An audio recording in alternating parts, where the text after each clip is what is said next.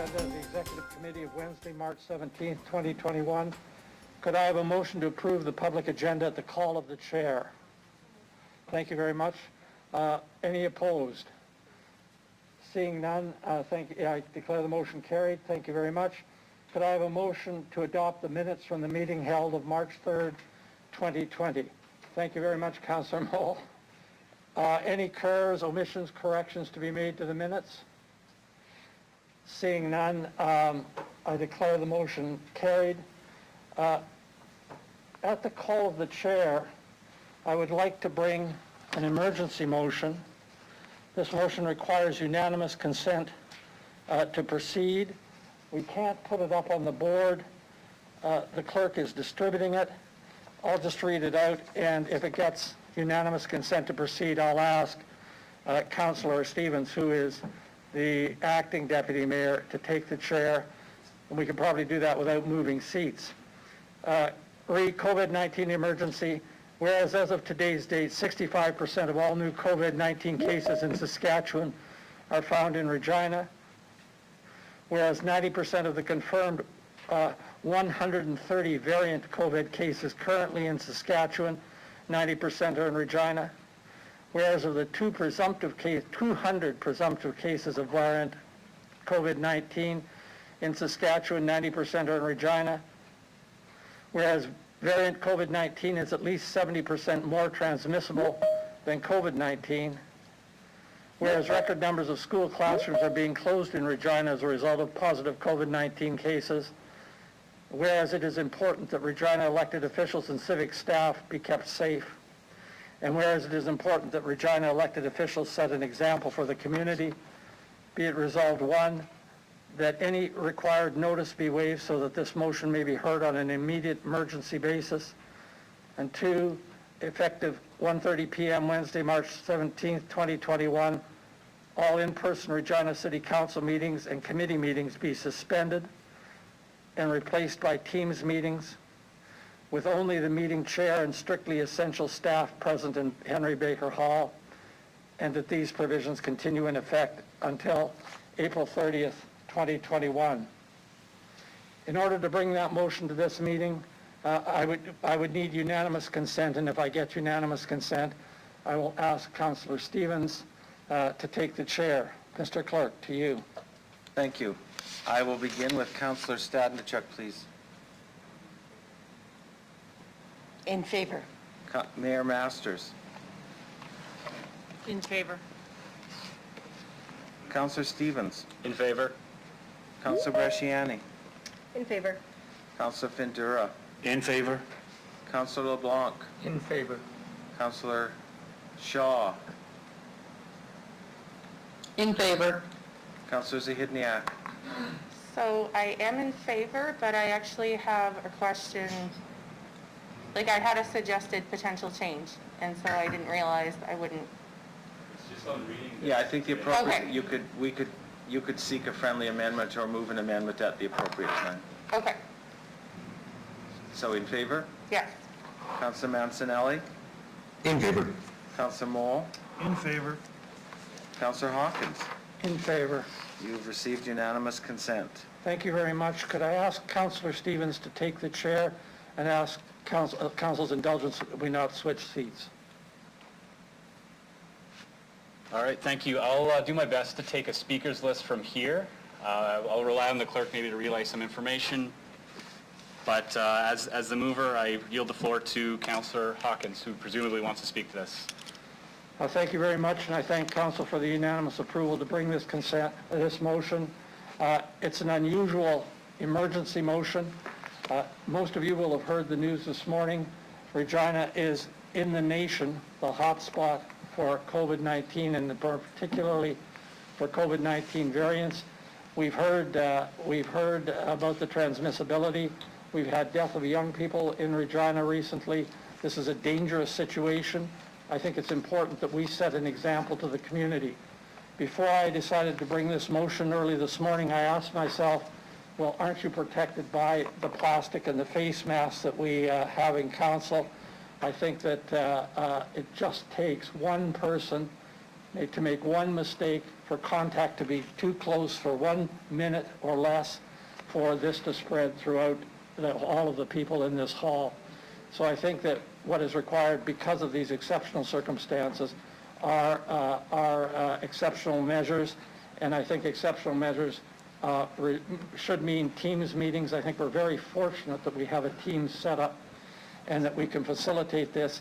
I also note that in seeing other legislative bodies on television, federally and provincially, that all of the bodies are not brought together as a group, that many members are separated, and where there are people in the hall, it's very great distances of separation. So I think that in these exceptional circumstances, this exceptional measure is warranted.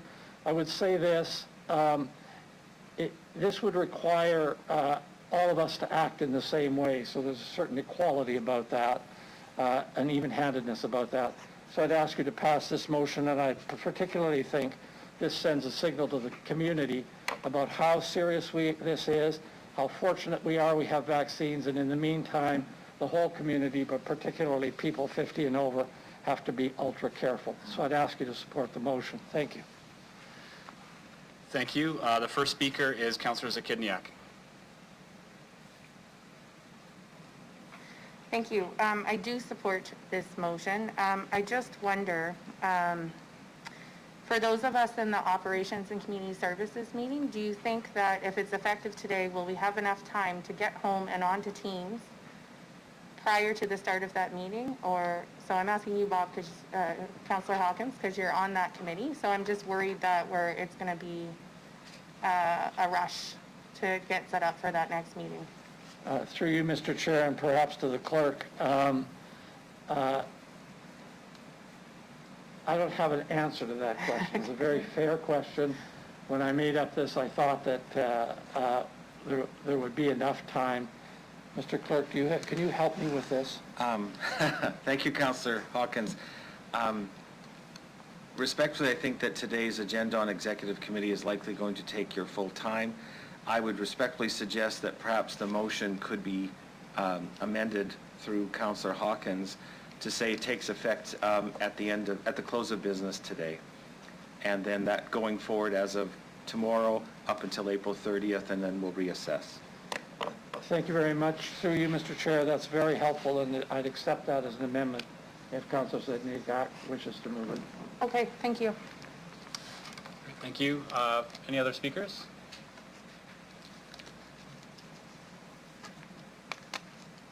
Councillor Stadnicek. Thank you, Deputy Chair. I support this. I am very concerned. We know that even though vaccinations are now underway and happening quite rapidly, that you still need a 2-week period after being vaccinated for your protection. So I don't believe that vaccination is the only answer, and I don't believe that faith and hope are a strategy to deal with this with COVID or the variant that is spreading. So I support this motion.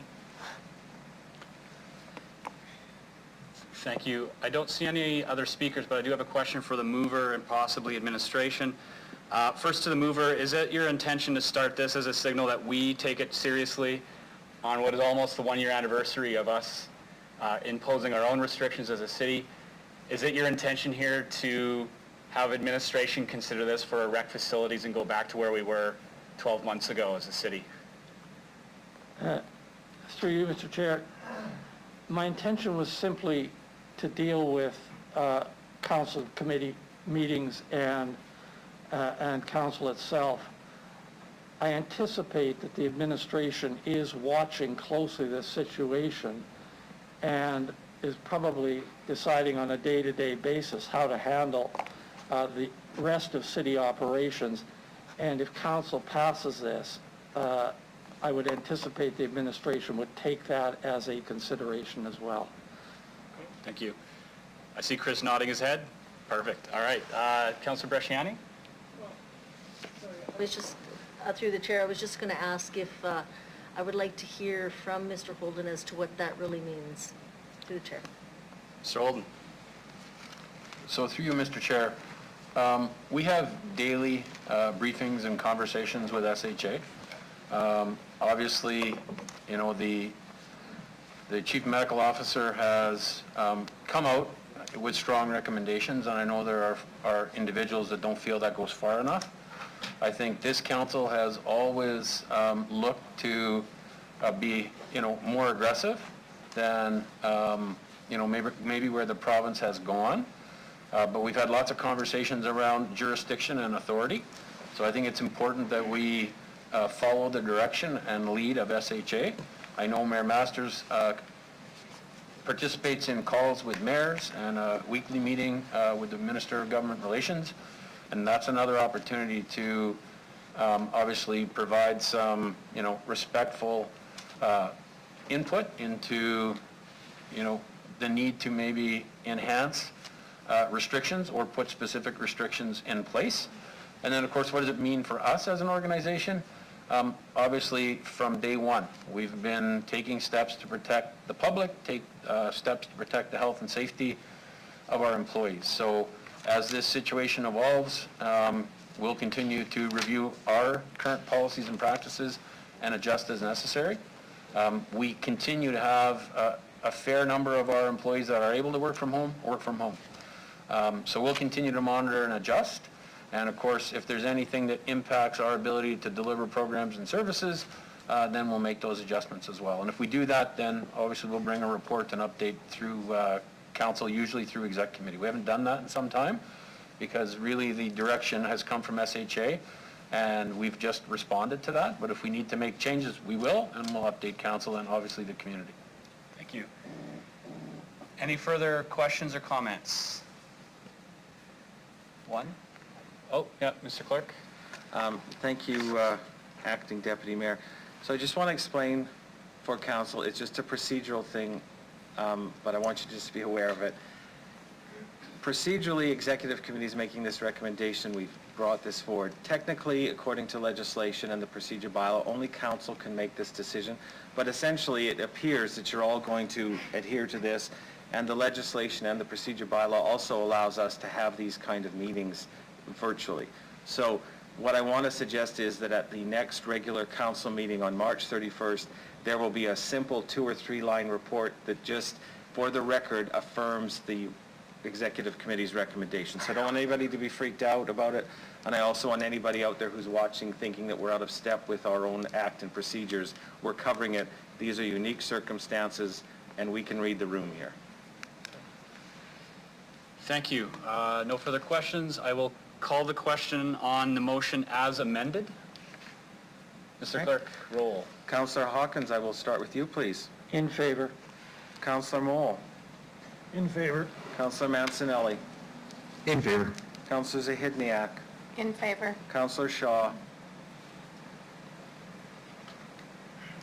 In favor. Councillor LeBlanc. In favor. Councillor Findura. In favor. Councillor Bresciani. Yeah, in favor. Councillor Stadnichuk. In favor. Mayor Masters. Councillor Stevens. In favor? Passes unanimously. Thank you very much, Mr. Clerk. Thank you, Council. I call EX 2119, appointment of the Integrity Commissioner. I'd like to ask through the administration, through Mr. Weary, who may be online, if he has anything to say in respect of this. Mr. Weary. Good morning. Thank you, Mr. Chair. The report in front of Executive Committee is to obtain delegated authority for the city solicitor to recruit and appoint a successor to the current Integrity Commissioner who plans to leave the role at the end of this year. This report is recommending the process similar to what we did last time when Mr. Langard was initially appointed in 2018. and is consistent with the process that's set out in the Code of Ethics bylaw that was passed by Council in 2017. So I think the report is relatively self-explanatory, and certainly happy to answer any questions that members of the committee may have. Thank you. Thank you very much, Mr. Wary. Are there any questions from the committee for the administration? Seeing no questions, can I ask a member, go ahead, Councillor Zidniak. Okay. So I'm just curious if the figure of 32,235 in the past 2.5 years reflects, is similar to what we spent prior to that on this position, and if it's anticipated that our expenses will approximately remain the same as long as no exceptional circumstances arise. Through the chair, please. Mr. Chair, this was a new position created in 2018, so there was no requirement for this type of a role prior to the passage of the provincial legislation that brought in this Code of Ethics requirements and the bylaw that created this position. As you can see in the report, it's a bit of a judgment call. There are some, what I would describe as kind of ongoing expenses for the Integrity Commissioner to provide advance rulings to members of council on request, to provide some briefing of both council and to do some public education as well. The wild card really is the number of investigations that the Integrity Commissioner might be called on to carry out. That is really where it will be based on how many we receive and how complex they might be. As the report suggests, up till now we have had no investigations for the Integrity Commissioner to undergo, so we don't really know how much that would cost because we haven't had to ask the Integrity Commissioner to carry out any complex investigations. But as you can see in the report, there's $50,000 that is budgeted on an annual basis because we think it's hit the mark thus far. But if we were to get an investigation or two, that's where that number might get tested, and there's the potential for us to go over budget. But in our view, based on past experience over the past 2.5 years, we think that what's recommended on the budget side is reasonable. Great, thank you. Thank you. Could I ask if there are any other questions for the administration? Could I ask someone to put the matter on the floor? Thank you very much, Councillor Zidniak. Any further discussion from committee members? Seeing none, I'd ask the clerk to call the roll vote. Thank you. I'll begin with Councillor Zidniak, please. In favor? Councillor Stadnichuk. In favor? Councillor Stevens. In favor. Councillor Bresciani. In favor. Councillor Findura. In favor. Councillor LeBlanc. In favor. Councillor Shaw. In favor. Councillor Mancinelli. In favor. Councillor Moule. In favor. Mayor Masters. Councillor Hawkins. In favor. Passes unanimously. Thank you very much, Mr. Clerk. EX 21-20, boundary alterations 2021 property tax exemption. I'd ask the administration to report on this.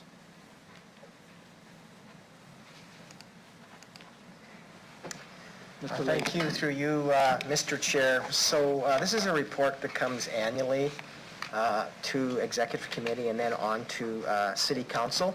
It relates to properties that were brought within the city's boundary in 2013. And at the time that boundary alteration occurred, the properties that were brought into the city were provided with tax mitigation for a period of time. And really those properties were put into three categories. One category related to the commercial corridor, and that was just a 4-year mitigation period. And so in 2018 they started paying full city tax rates. A second category was the new neighborhood category. That's really in the 300,000 pop growth area, the growth area that we're currently in as a city. And so their taxes were mitigated for 5 years, and so that expired in 2019. And in 2019 they began paying full city taxes. And so that leaves us with those properties that are in the category of future long-term growth. And so this is by and large the 500,000 pop area. And at the time that the boundary alteration occurred, the city had made a commitment that in 3 5-year increments, that their rates would essentially stay close to the rates they were paying when they were in the municipality, but increase as it relates to mill rate increases, that the city increases the mill rate by through the budget process. And so this report before you really is just seeking those partial property tax exemptions for 2021 to continue to meet that commitment that was made when the boundary alteration occurred as it relates to these properties. Thank you very much, Mr. Lacey. Are there questions from committee members for the administration? Councilor Zedniak. This is an annual report. My question is just when, so it sounds like the last time we had a boundary alteration was in 2014. That's what it says in the report, I think.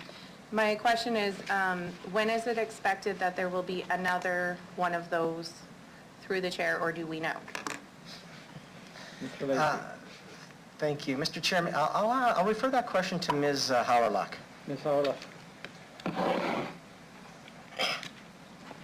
Through you, Mr. Chairman. So at this point in time, there is no plans. With boundary alterations, it is a negotiation between the RM of, or whatever municipality we would be looking to do a boundary alteration with.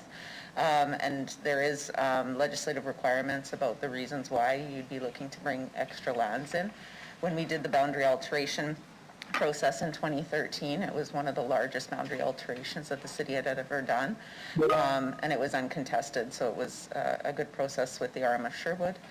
So at this point, we do have lands within the 300,000 and 500,000 population, but if there is reasons for economic development or other reasons, then we would negotiate with, again, with whatever municipality we need, and then we would go through the process, which is a legislative process to get, we actually have to get provincial approval as well. Okay, thank you. Thank you very much. Councilor LeBlanc. Thank you. I'm just seeking clarification on whether these property tax mitigation policies are necessary in some way to have got the annexation deals done. So did we make some binding legal decision, for example, to not tax at full pop until this time is up? Any clarification would be helpful.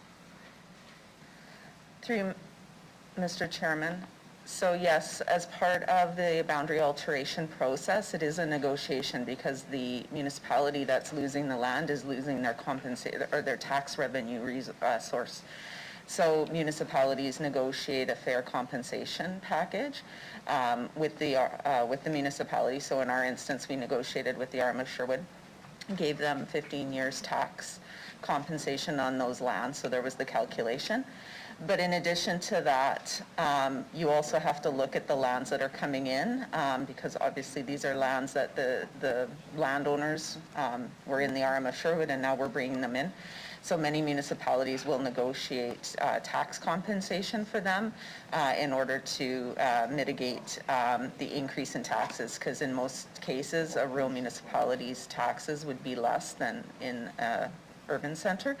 And so in this case, we negotiated, as Mr. Lacey had indicated, a 3-tier process, and we looked at what lands would be immediately able to develop, those that are in, so you could look short-term, medium-term, long-term.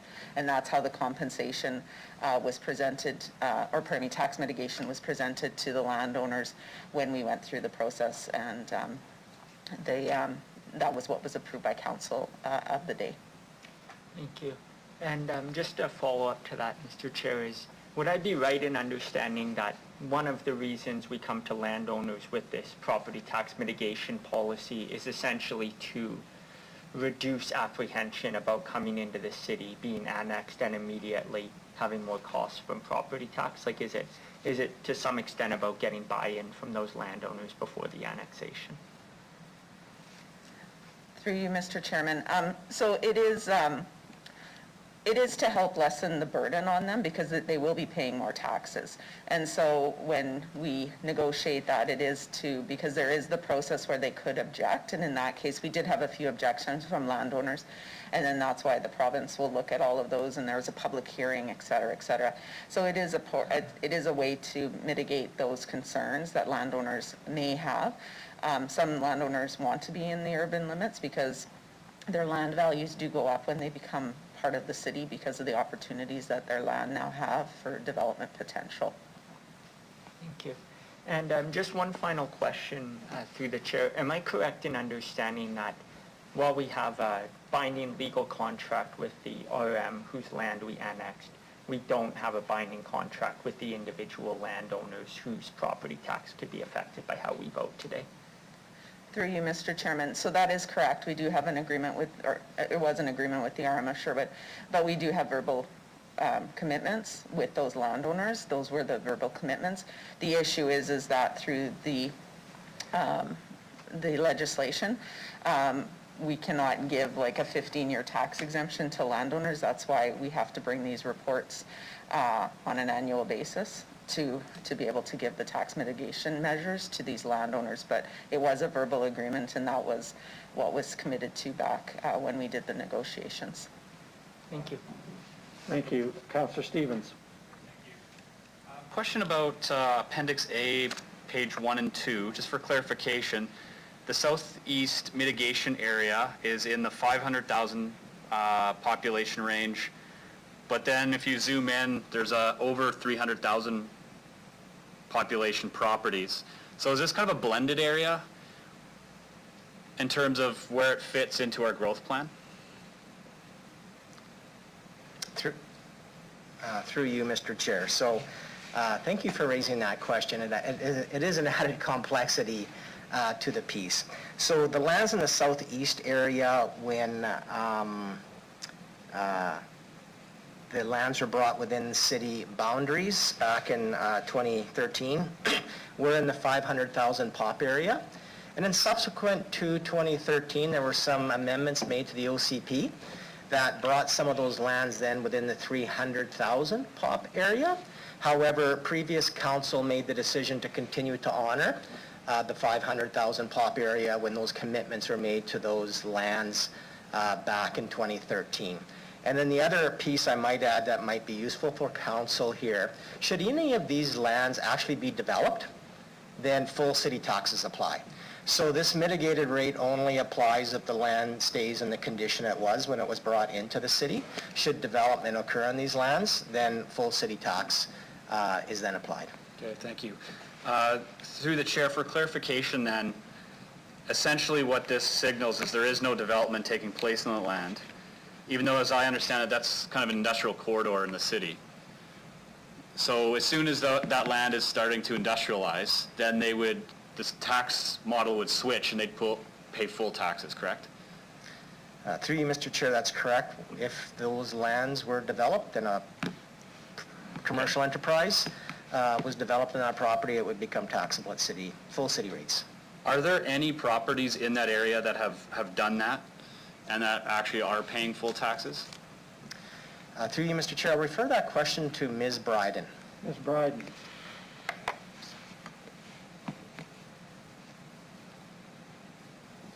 Is Ms. Bryden online? Oh, sorry, Ms. Bryden's actually right here. sitting. Oh, sorry, Ms. Bryden. Some smaller parcels that were subdivided and have been removed from tax mitigation, partly not necessarily because there was full development also, but partly because the dollar amount was less significant and they fell within that threshold, so they weren't mitigated. Okay, thank you. Councillor Stevens? Follow up in terms of our obligation. So there is an agreement, long-standing, 2013. You've highlighted the benefits. What obligation is council under to honor that agreement annually, given the political winds change? So what are the implications if we vote no? Is that somehow breach of a contract of sorts, or simply a breach of a verbal agreement that would just erode trust rather than have legal implications. Mr. Lacy? Through you, Mr. Chair, so I'll maybe make a few comments and then ask Mr. Weary as well if he has anything. But I think at the end of the day, this is about good faith.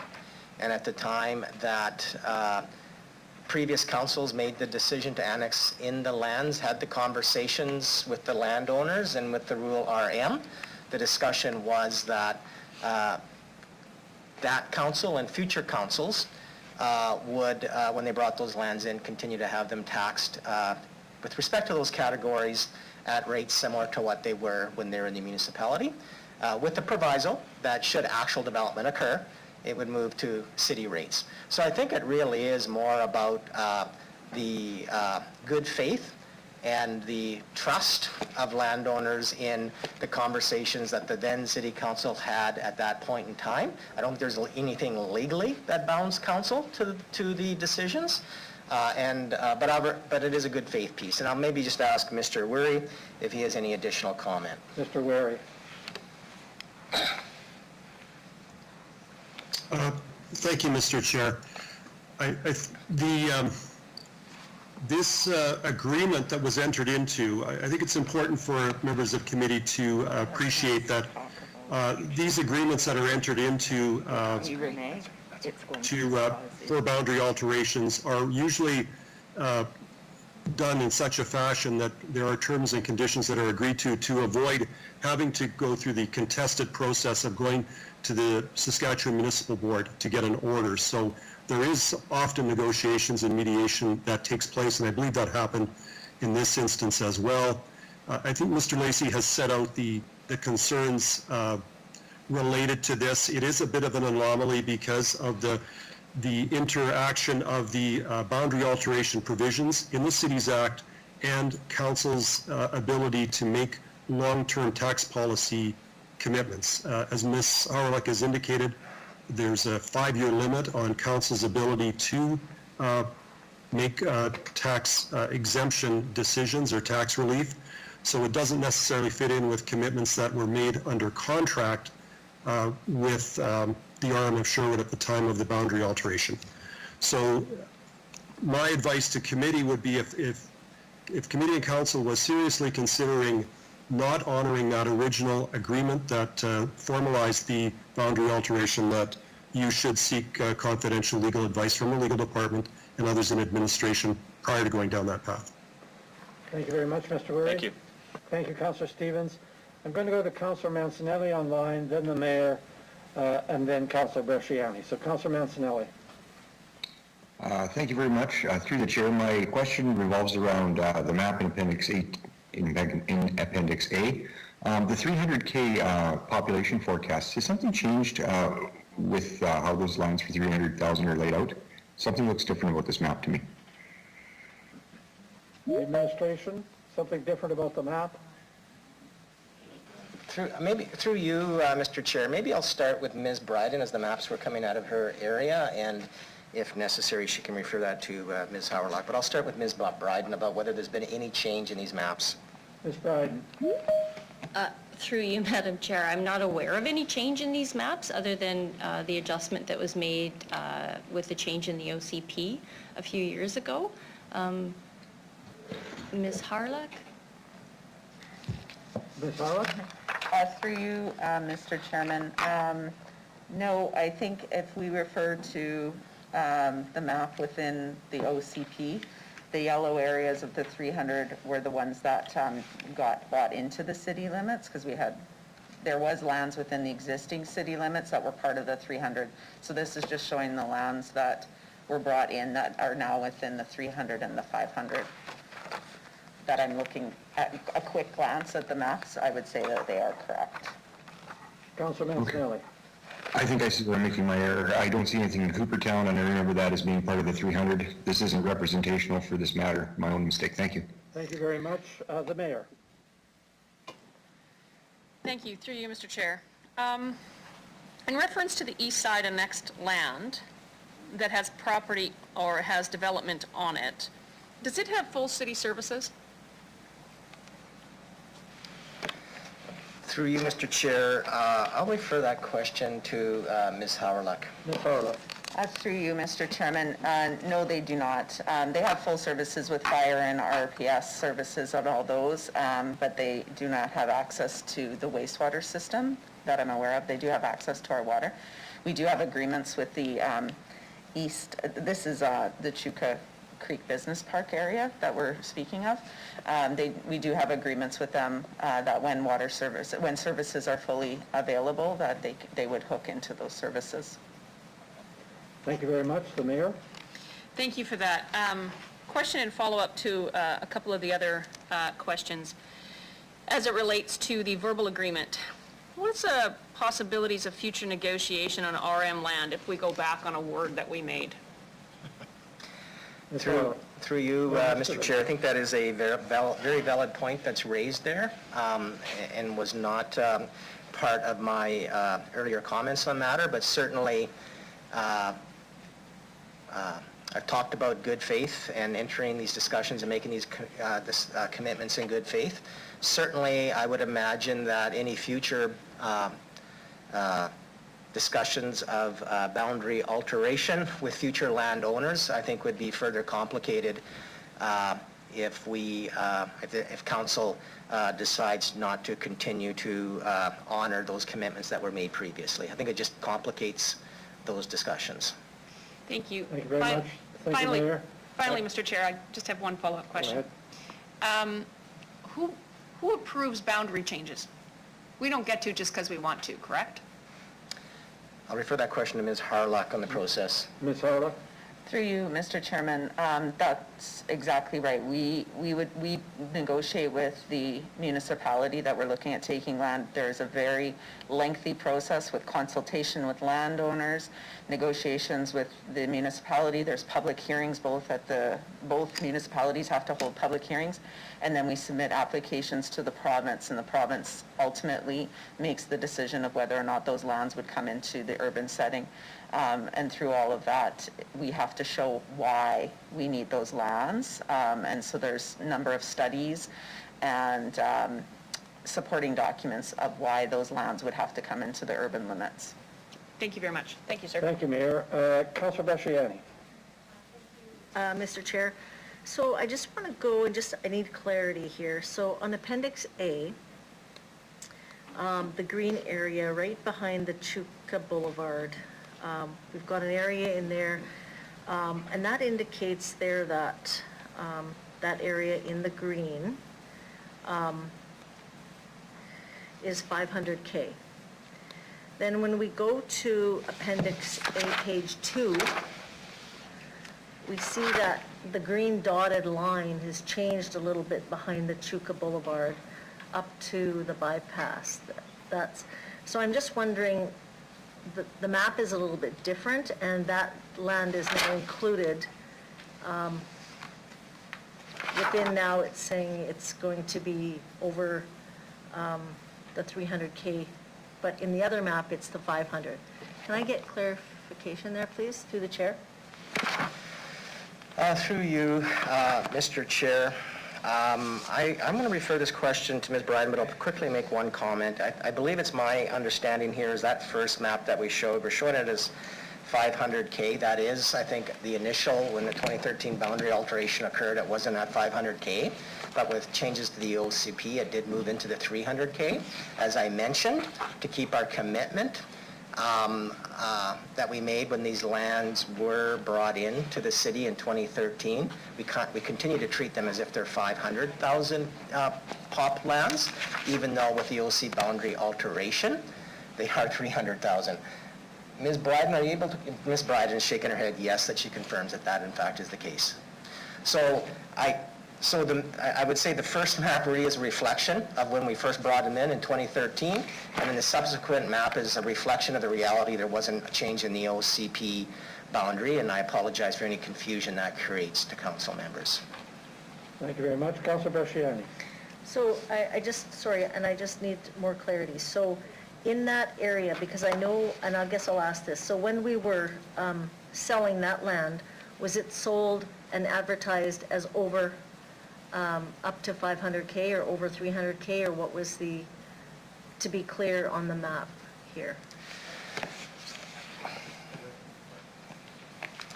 I'll refer that question to Ms. Hauerlach. Ms. Howell. Through you, Mr. Chairman, so when we bought the lands and were negotiating, it was, as Mr. Lacey said, looked at for the 500,000 when we were talking to the landowners. The Southeast Neighborhood Plan was under, like we were working on the Southeast Neighborhood Plan, and what happened was is when these lands were brought in to the city limits, as Mr. Lacey said, there was an OCP amendment because the Southeast Neighborhood Plan was approved by council. And the portion that's on the east side, if you look on map 1 of the growth plan map, they became industrial lands, and industrial lands are not phased lands. They can go at any point in time. And then the other lands were phased in for phase 3 lands. So you kind of have to refer to different maps within the OCP. So Mr. Lacey was right. Originally that was looked at as the 500, but as we did the refinement of the neighborhood plan, these lands were refined further and brought into the 300,000 growth per horizon. Thank you. I just back to my question through the chair though. So when this land was advertised for sale, was it to 500K or 300K is my question. Through you, Mr. Chair, so I think we're talking two different things. The city does own some land. I believe it was in the 500,000 K area. A couple of years ago, the city put that land out to open market because there was interest in the purchase of that land, and it was subsequently purchased by a individual. I'll perhaps ask Ms. Bizdell to, if she has any further comment on that. It is two separate issues. It is a piece of land the city owns. I believe it was in the 500,000 pop K. Ms. Bizdell can probably describe better where it was located. That was put out to market in an open competition. Ms. Bizdell? Ms. Bedell. Thank you. Through you, Mr. Chair. The lands known as the old Pacer Park lands, those were in the 300K lands, not the 500K. Through you, Mr. Chair, sorry, 300 plus or under 300? So it would have been in the 300, and the 300 lands, the 300K lands are phased.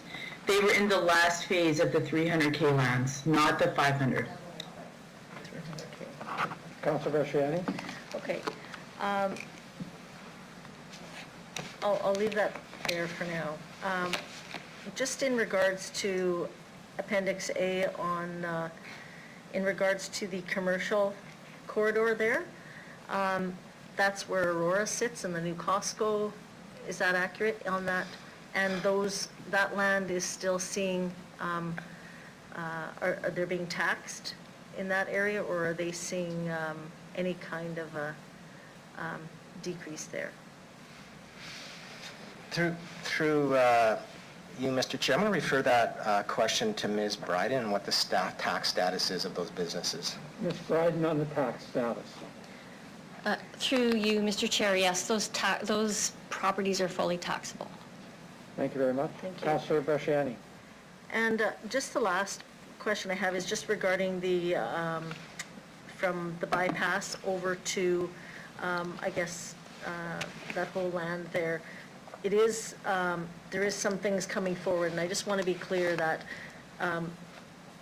pieces in the Chuka Creek Business Park are being taxed, that where businesses are set up. Is that accurate? Through you, Your Worship, if they're within the city boundaries and they have become developed land, they would be taxed at city rates. Thank you very much. Thank you. And do they see a decreased rate at any time because they do not have full utilities? Through the chair. Thank you for that question. A great question through you, Mr. Chair. So they're not, as you know, the water utility is a fully self-funded utility system, so if they're not accessing city water services, they would not be paying water utility rates. Thank you. Okay, that's all I have. Thank you. Thank you very much, Councilor Berciani. Councilor Blanc, followed by Councilor Findura. Councilor Blanc. Thank you. I'm going to move a motion to refer this matter to the April 7, 2021 private agenda of council, unless, that's my primary motion, unless Mr. Clerk is able to tell me whether we can move it to today's private agenda of executive council, then that would be my preference. Mr. Clerk. Well, at any time through you, Mr. Chair, the committee can move to go into a private session or in camera. So if you chose to do that now, you could make that motion and the committee would just go into private, but then you need to be prepared when you come out to tell the public what it is that has transpired if you've made a decision. I don't recall ever moving something from a public session on a meeting day 1 to a private session of meeting day 2. So if you're looking for some kind of legal opinion, then from our city solicitor, then I'd respectfully suggest that you need to make a motion to go in camera to receive that legal advice. Thank you. You've heard that, Councillor Blanc. What's your wish here? Yeah, I think that's good advice. I would make a motion to move in camera now for the purpose of obtaining legal advice. So we have a motion on the floor to move into private section. Mr. Clerk, does this require a vote? I imagine it does. Yes, it does. Would you please call the vote? I will begin with Councillor Blanc on this motion, please. In favor. Councillor Findura. In favor. Councillor Bresciani. In favor? Councillor Stevens. In favor. Councillor Stadnichuk. In favor? Councillor Shaw. In favor. Councillor Zahidniak. In favor? Councillor Mancinelli. In favor. Councillor Moore. In favor. Mayor Masters. In favor. Councillor Hawkins. In favor. Carries unanimously, Deputy Mayor. So I would suggest we move into camera now and we will resume upon resumption back here in the chamber. Thank you.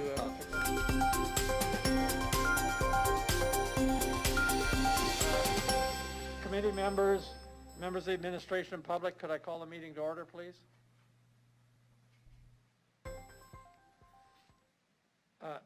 Thank you very much for move back into public session. I just want to report that the committee members sought legal advice in private session. We'll now move forward with the public session. I don't have a motion on the floor for 2121. Could I ask Councillor Bresciani, thank you very much. And Councillor Bresciani, the floor is yours if you wish to make comments, following which comments and questions can be had from other committee members. Through you, Mr. Chair, just make a comment.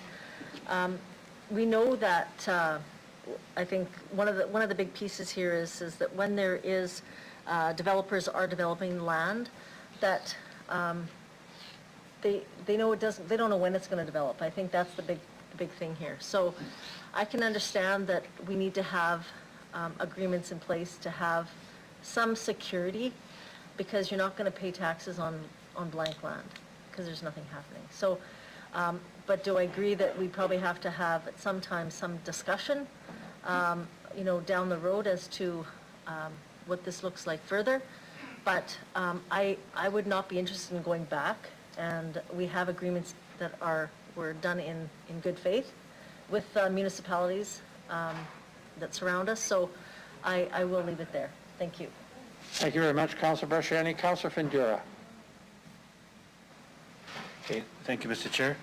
To the administration, through you, I believe Councillor Bresciani asked a question on the commercial corridor.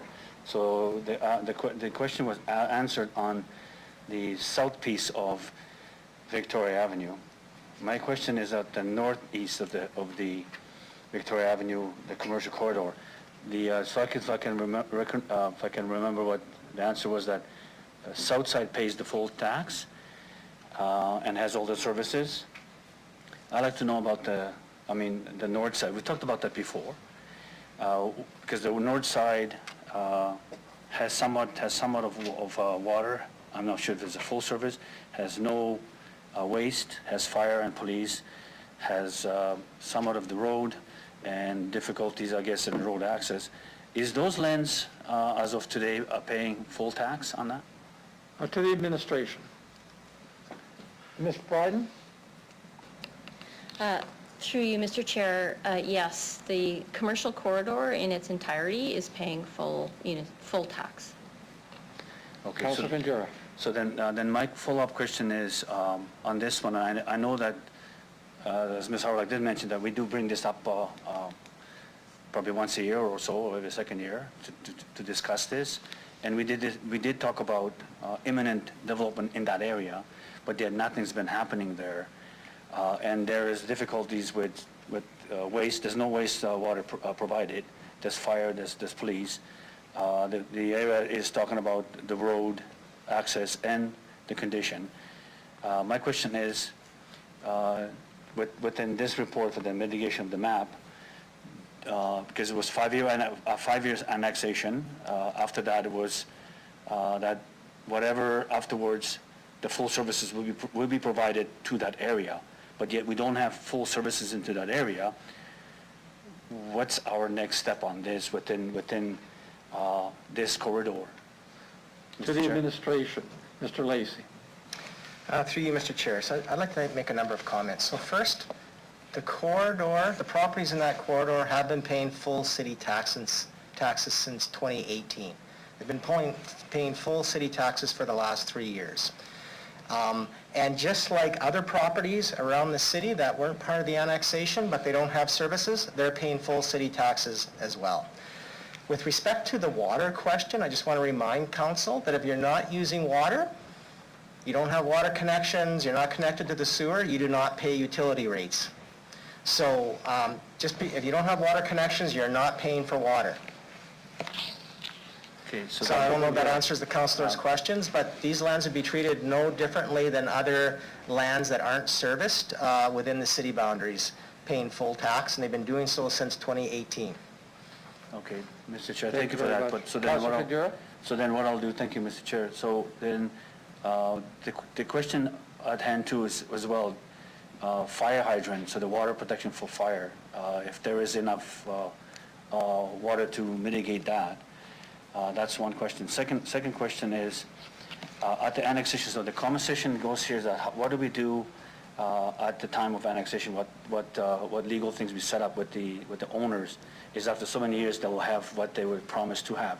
So I believe within this area, that after 5 years, I haven't seen the contract, that area was supposed to be fully serviced with water, wastewater, all other things as an act. So am I correct or wrong? Please make me understand that.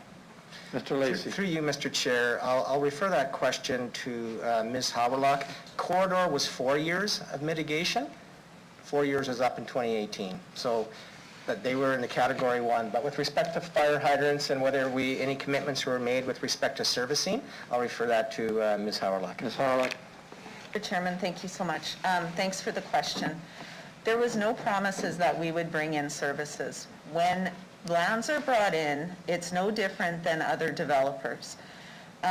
So that area has an approved concept plan that council approved, where that area is how it's going to build out.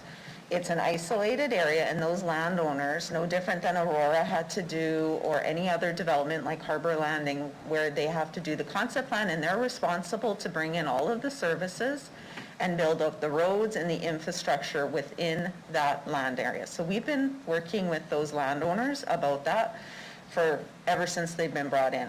They don't agree with that. They do expect that the city pays for all of that, builds the roads and builds all the pipes and everything. And this report had been brought to council, and they're being treated like like every other developer within the city, and that decision was concurred with council. So we'll continue to work with them to see that. As far as fire protection, I don't have the exact data on where the fire hydrants are, but they're within our city limits, so we will ensure that they have adequate fire protection should an incident happen.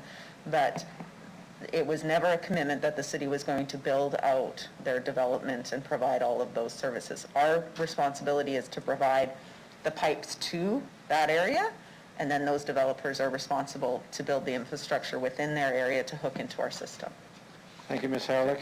Councilor Findura. Thank you, Mr. Chair. Thank you, Ms. Haberlock. Thank you very much. Next, I have Councilor Stadnichuk. Councilor Zahidniak. Oh, no. I apologize.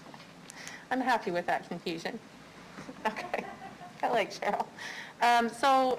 My first point is a proposed undertaking that prior to the beginning of the next annexation process, a request that city administration come back to council in ample time to consider potential amendments to our process. So through the chair, would that be possible? Thank you very much. To the administration, do you understand the undertaking that's being requested, and do you have any comment on that undertaking request? So through you, Mr. Chair, as Mrs. Haralick has indicated, the process that we go through in terms of negotiation with the adjacent, property owner, the RM, for example, the landowners, the need for public notice, that negotiation, all of those conversations come to council for approval.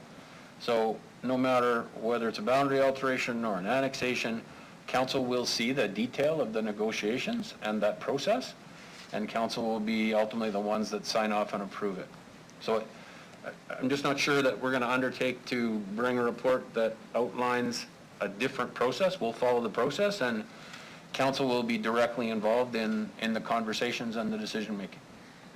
Thank you. Councilor Zakidniak. I think what I'm asking for is, and I've never been through an annexation process with this, as a councillor. So I think what I'm trying to ensure is that we have, our involvement is not at the end of the process, but at the beginning, so that we can, because there's been lots of conversation today, so that if there's potential changes that we're interested in making, that those happen before conversations start with these with these landowners. To the city manager. So through you, Mr. Chair, so as a part of that process, we would come in a private session and seek direction from council as to the approach that we're going to take before we enter into the negotiation process. Councilor Zakidniak? I would also, that sounds great, thank you. And I'd also like to move the recommendations in the report, if now's the appropriate time to do that. I think I moved it already, but just let me check. Has it been removed? It has been moved already, but I appreciate your offer, and there are a number of other items when you'll have a chance to move this meeting, so thank you. Councilor LeBlanc. Thank you. I'm going to grudgingly vote in favor of the recommendations in the report. I'm doing it grudgingly, not because I think administration is improper in bringing the recommendations, but because I wish our predecessors hadn't bound our hands in this way. I think administration's comments are well-founded, that if someone 2 terms ago who sat in this chair made a promise to certain landowners for 15 years, we ought to abide by that, or that undermines our future negotiating position. So I will grudgingly support because I feel our hands are bound. And with that, just reiterate my commitment to not bind the hands of my successor in the same way. So I'll vote in favor and thank administration for the good information today. Thank you, Councilor LeBlanc. The mayor. Can't seem to help myself. Through you, Mr. Chairman. I have a question in follow-up to Councillor Bandura's questions. Ms. Haralick, you did say that they have water service. We're required to provide the pipes to the properties relative to accessing city water. Have we done that? Through you, Mr. Chairman, we do have a system that's ready to be hooked into, yes. Sorry, I apologize, I can't hear you. Sorry, through you, Mr. Chairman, yes, there is services to those lands that they can hook into, and we have capacity for them into our systems. Okay, I'll be interested to see where those are located. In terms of fires, we discussed fire services. Have there been any fires in the last 7 years on those properties where we were able to access fire services for them?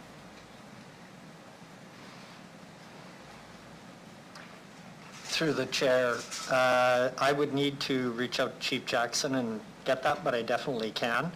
One thing to think about with fire services, even though we don't have hydrants there, Our fire services group does inspections of industrial and commercial properties every day of the week. And they have plans in place to deal with that.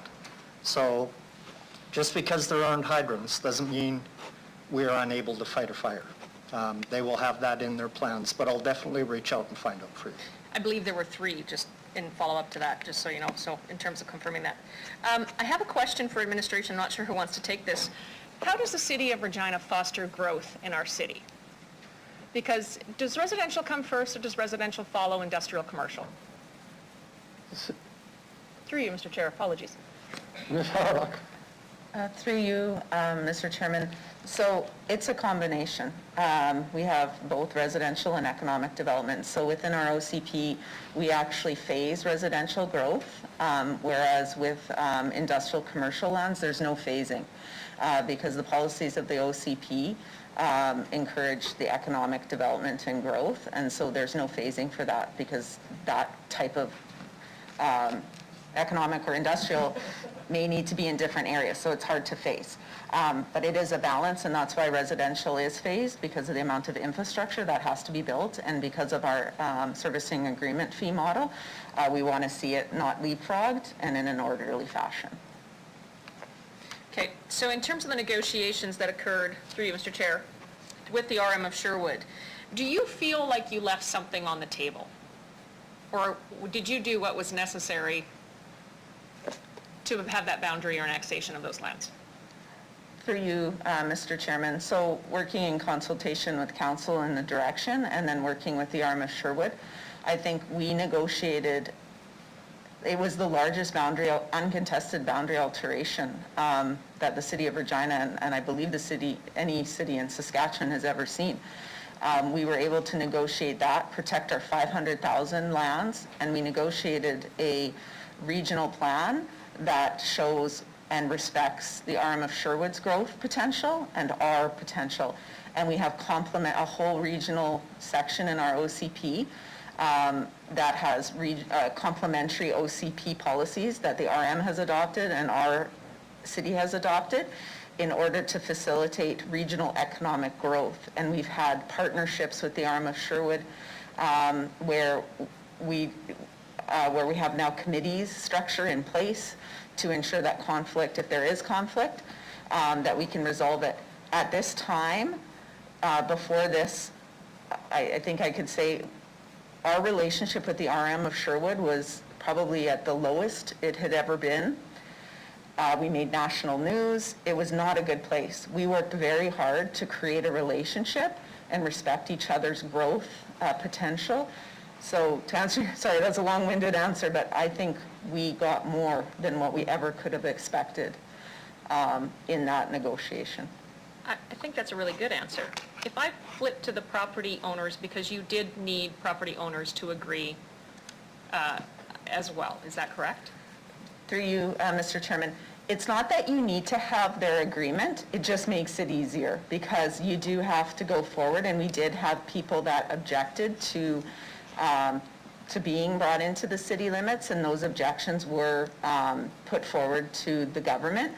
But in the end, we had the majority of landowners buy in because they saw the benefits. And with our OCP, we do have a growth map that shows how the lands are going to develop. We haven't phased the 500 because we're not in that growth horizon yet. But for the most part, we got the buy-in of the majority of landowners that were being brought into the city limits. Thank you. One final question through you, Mr. Chair. As you were there at the time, could you help me understand the landowners? I believe you just responded that they had buy-in because they saw the upside. But as a landowner, to leave the RM of Sherwood where I was taxed at a certain rate, I'm still in the same location in proximity to the City of Regina.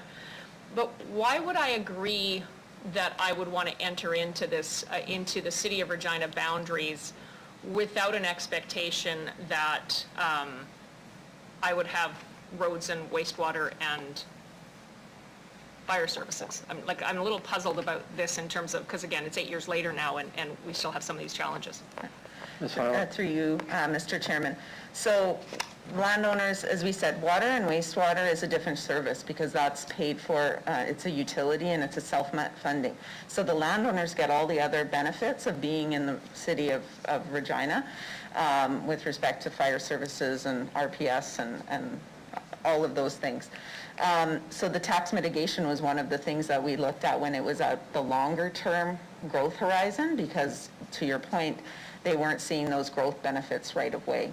But I think in the end, the landowners saw that they could continue, if they were ag lands, they could continue doing their ag production, but knowing that in the future, their land values would increase just being in the city limits. Even though it's in the 500,000, there is benefits to knowing that you're in the urban setting where eventually your land will be developed and therefore have a higher value. Thank you. Thank you, sir. Thank you very much. Committee members, I see no further comments or questions. Are people ready for me to call the vote? Mr. Clerk, would you call the vote, please? On 20, this is on 2021. Thank you. I will begin with Councillor Bresciani, please. In favor? Councillor Findura. In favor. Councillor LeBlanc. In favor. Councillor Shaw.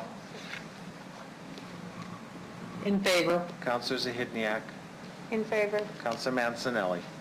In favor. Councillor Moore. In favor. Councillor Stadnichuk. In favor. Councillor Stevens. In favor. Mayor Masters. In favor. Councillor Hawkins. In favor. Passes unanimously. Deputy Mayor.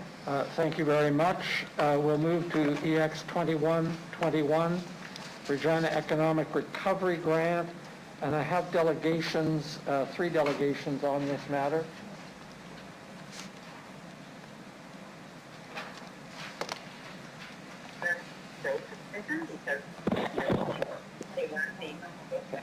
Ms. Fallman, are you on the line? I am, Mr. Chair. How are you? Thank you very much, and I want to thank you on behalf of the committee for your patience. It's much appreciated. You'll have 5 minutes to make your presentation, at which point committee members may have questions for you. Thank you, Mr. Chair, and good morning, Executive Committee. I'm Tracy Fallman. I am the President and CEO of the Regina Hotel Association. First, I'd like to express our appreciation to both City Administration and Council for all your support to date and for considering our request today. And in particular, I'd like to acknowledge City Administration, Ms. Bryden, Ms. Mills, Mr. Lacey, Mr. Holden, for engaging our association and for all of their reach out over the last few months just to check and see how we're doing. They did a lot of diligent research and gathering data on the pandemic impact on our industry and to put this report together that's in front of you today. As you're aware, it's been a year, and I believe Councillor Stevens mentioned this earlier, it's been a year since the federal and provincial governments implemented measures intended to reduce the impact of the pandemic. And in the case of the hotel industry, the impacts of the pandemic and imposed restrictions were immediate. Gathering restrictions and events, both large and small, planned long ago, which promised prosperity this year, and participants were coming into the city. These were all abruptly canceled, and to date, they still have not returned. This event sector alone in the public gathering accounts for over 50% of our hotel's regular business. And then there's the tourism and traveling for either business, recreation, or leisure was similarly curtailed for a multitude of reasons, and hotels have just been hard hit, and right now they remain in survival mode. In 2020, Regina Hotels alone experienced a revenue loss estimated at $81 million. And this devastating loss just continues and continues. In January 2021, the industry is showing an additional loss of $7 million compared to last year, bringing this total now to $88 million at January 31st, 2021. And we've included a bit of a state of the hotel industry for 2021 in our submission for your information. Our city hotels are balancing rapidly falling revenues with significant ongoing fixed costs. And many hotel operators were forced to make radical changes to their business. and some chose to close temporarily last year, and all were forced to undertake considerable reductions in their workforce just due to the lack of demand. Today, industry experts are telling us a full return to 2019 revenue levels will be in 2023 or 2024, and hotels will be the last to recover. And while these projections are dire, our industry is optimistic, is hopeful that 2021 will usher in a transition period where restrictions will relax, smaller events and business travelers will begin to return, and we'll be in a financial position to meet our fixed cost obligations in 2022 and rehire back so many of our employees. But as you know, and that you discussed earlier in your committee meeting, there's still significant uncertainty. And it's even more uncertain now with Regina's current variant situation that will have an impact on any small business that we may even have on the books today. To bridge your local hotel industry for the foreseeable future, we respectfully request City Executive Committee to consider a 25% exemption on the municipal portion of hotel property tax, and to kindly exercise your legislative authority to apply to the province for the same exemption on the education portion. And furthermore, should Executive Committee agree to administration's recommendation, we would offer any assistance or information that might be needed to the Regina Recovery and Efficiency Task Force as they prepare the recommendation to Council. Thank you very much for allowing me to address you this morning, and I'm happy, Mr. Chair, to answer any questions you may have. Thank you, Ms. Fallman. Are there any questions from committee members for Ms. Fallman? Councillor Shaw. Oh, good morning. Hi, Tracy. Thank you for your presentation. I have a couple questions to the chair. Tracy, do you feel that you did everything possible to bring business to the hotels? Did you feel that you exhausted every avenue that you could have? Through you, Mr. Chair, Councillor Shaw, thank you so much for the question. Yes. Since the pandemic hit, we've had, you may have seen them, we partnered with Hospitality Saskatchewan, Tourism Saskatchewan, everything from running TV commercials to deep discounts. Hotels have dropped their rates. There's so many staycation packages that are out there on the market. Part of it too is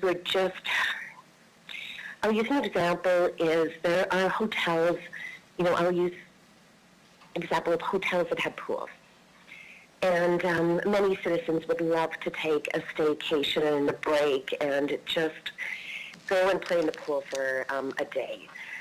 Unfortunately, public health orders and restrictions prohibit the amount of rooms that we can sell just due to the pool space that we have. And so that has been a bit of a detriment. Even though we are trying and trying and trying, it seems like you keep hitting a wall, and all the restrictions really hinder our ability to generate the revenue that we need to offset our fixed costs. Thank you very much. So just to add to that, thank you. Through the chair, just to add to that question, Tracy, you said that there was a limit on the amount of people allowed in the pool. Did you guys, just off the top of your head, did you guys ever hit that limit in any of the hotels? Through the chair. Ms. Fallman? Through you, Mr. Chair, Councillor Shaw, would you please repeat that question? You cut out on me. Sorry. Just to add to when you had said that, there was a restriction as to how many people could stay or how many people could be in the pool, I would like to know if that limit was ever reached by the hotels. Ms. Fallman, were you able to hear that? I was, thank you. Through you, Mr. Chair. I don't have that answer for you, Councillor Shaw, to specific hotels. What we heard was that it was a unique opportunity to entice guest rooms by having staycations and for marketing our pools and water parks. However, it was the allowable capacity in our pool areas that was significantly reduced by public health, and that really directed the limit in the amount of guest rooms that we could sell for that purpose. And those were the messages that we heard from our hotels directly. Right. So is there any way that you could actually provide me with that information that I've asked for? Ms. Fallman? Sure. Through you, Mr. Chair, Councillor Shaw, I would be happy to collect that information for you. Thank you. So I have one more follow-up question to the chair. Tracy, do you feel that the hotels and other industries that you work together in order to benefit each other, such as the restaurant industry, the tourism industry in Regina, or did you just work on just hotels? Through the chair. Ms. Fallman? Through you, Mr. Chair. Councillor Shaw, one thing that we experienced during COVID is we saw collaboration like never before, and worked with all types of businesses and organizations that we had never really worked with before. And so I'll use for example is we did partner with Economic Development Regina. And we had sent out, we'd call it our door hanger promotion, where we sent out 30,000 $50 discounts to all Saskatchewan residents to entice staycations. That was something very new for us. We've also partnered with Tourism Saskatchewan and the Hospitality Saskatchewan as well on their Stay Safe programming and their campaigns, as well as enticing staycations. So it's one of the things too that was very interesting as well is we partnered with Saskatoon hotels as well. And that was incredible. That was a collaboration that never happened to both on the advocacy side of things, but also on the marketing side of things. So like I said, we've seen collaboration like never before, Councillor Shaw. To the chair, can I follow up with a question on that statement? No. Thank you. The economic development, you did the door hanging. Can you tell us what the response was from that? Can you give me numbers, specifics as to that marketing technique that you did with the economic development? Through the chair. Thank you. Ms. Fallman? Thank you. Through you, Mr. Chair. The 300,000 door hangers that were sent out, we had 300 redemptions. And that just shows the reality of consumer confidence in travel at this time. Okay. You know what? That's all I have. Thank you. Thank you very much, Councillor Shaw. I have Councillors Stevens and Mancinelli, then Stadnichuk. Councillor Stevens. Thank you. Through the chair, Tracy, could you comment on how much revenue you generated through the destination marketing fee in 2020 and how much you anticipate to generate based on your projections in 2021? Ms. Fallman? Thank you. Through you, Mr. Chair. 2020, we had over a 50% decrease in remittances to our destination marketing program. Typical year would be about $2 million, and we were around 900,000. For 2021, we are forecasting something very similar, Councillor Stevens. And part of that is that we are running right now and projected to run about a 20% occupancy, probably for the next 6 months.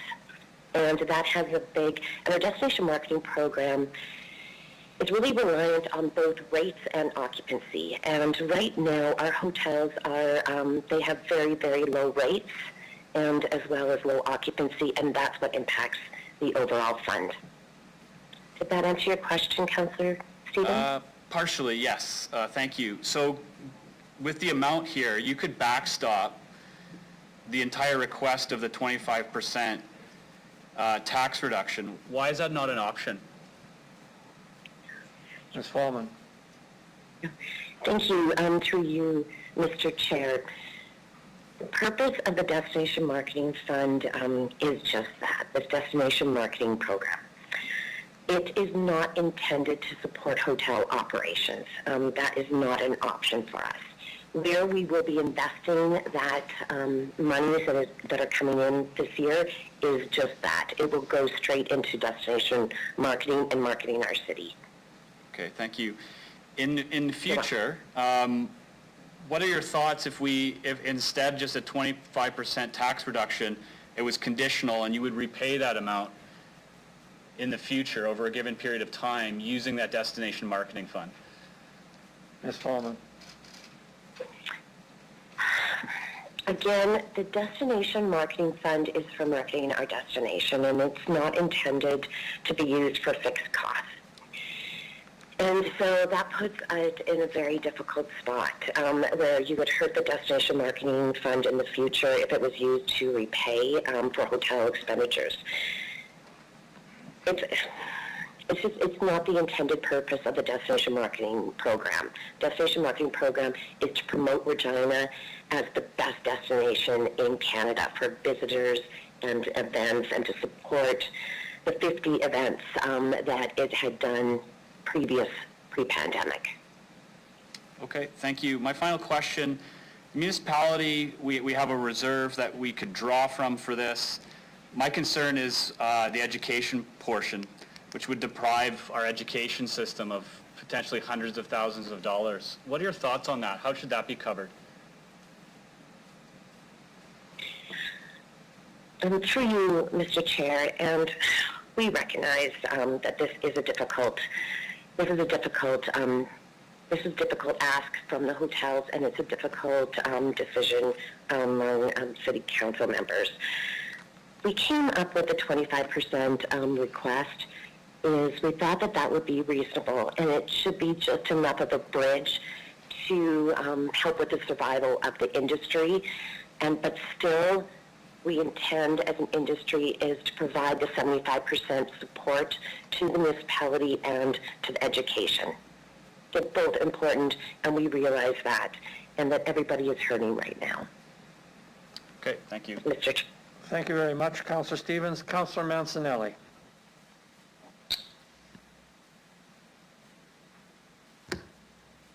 Thank you very much, through the chair. Is this, are we an outlier within our nation for how poorly our hotel industry is doing, or is this found throughout the land? Ms. Fallman. Through you, Mr. Chair, Councillor, it's throughout the land. It is throughout the country. The hotel industry has been the hardest hit, and it will be the last to recover, and that is throughout the whole country is showing those numbers. Thank you for that. Is there a national association for your industry? Through you, Mr. Chair, yes. The Hotel Association of Canada. And are they in lobby efforts on a federal level right now? Through you, Mr. Chair, yes. Yes, they are our federal lobby arm. Thanks. I believe you've done all you can to try to mitigate the pandemic's outcomes. I just have a comment. At times there seems to be a bit of a disconnect. Councillor Mancinelli, can I get you to hold your comments? Sure. There'll be time after we're done questions. I appreciate that. Is there any further questions? There is. I just have to ramble for 1 second through the chair just to get out the thought so I can ask the question behind it, if that's allowable. Very good. Go ahead, but keep it short. I will. Thank you very much for your consideration. At times, there seems in the media to be reported back a disconnect from the federal government getting funding to municipalities when they wish to fund things. Knowing this is a federal problem and a national problem, could this be better answered on a federal level, being that tax revenues are basically municipalities' only source of revenue, and this is a considerable amount? And has there been thought to lobbying in that manner? Ms. Fallman.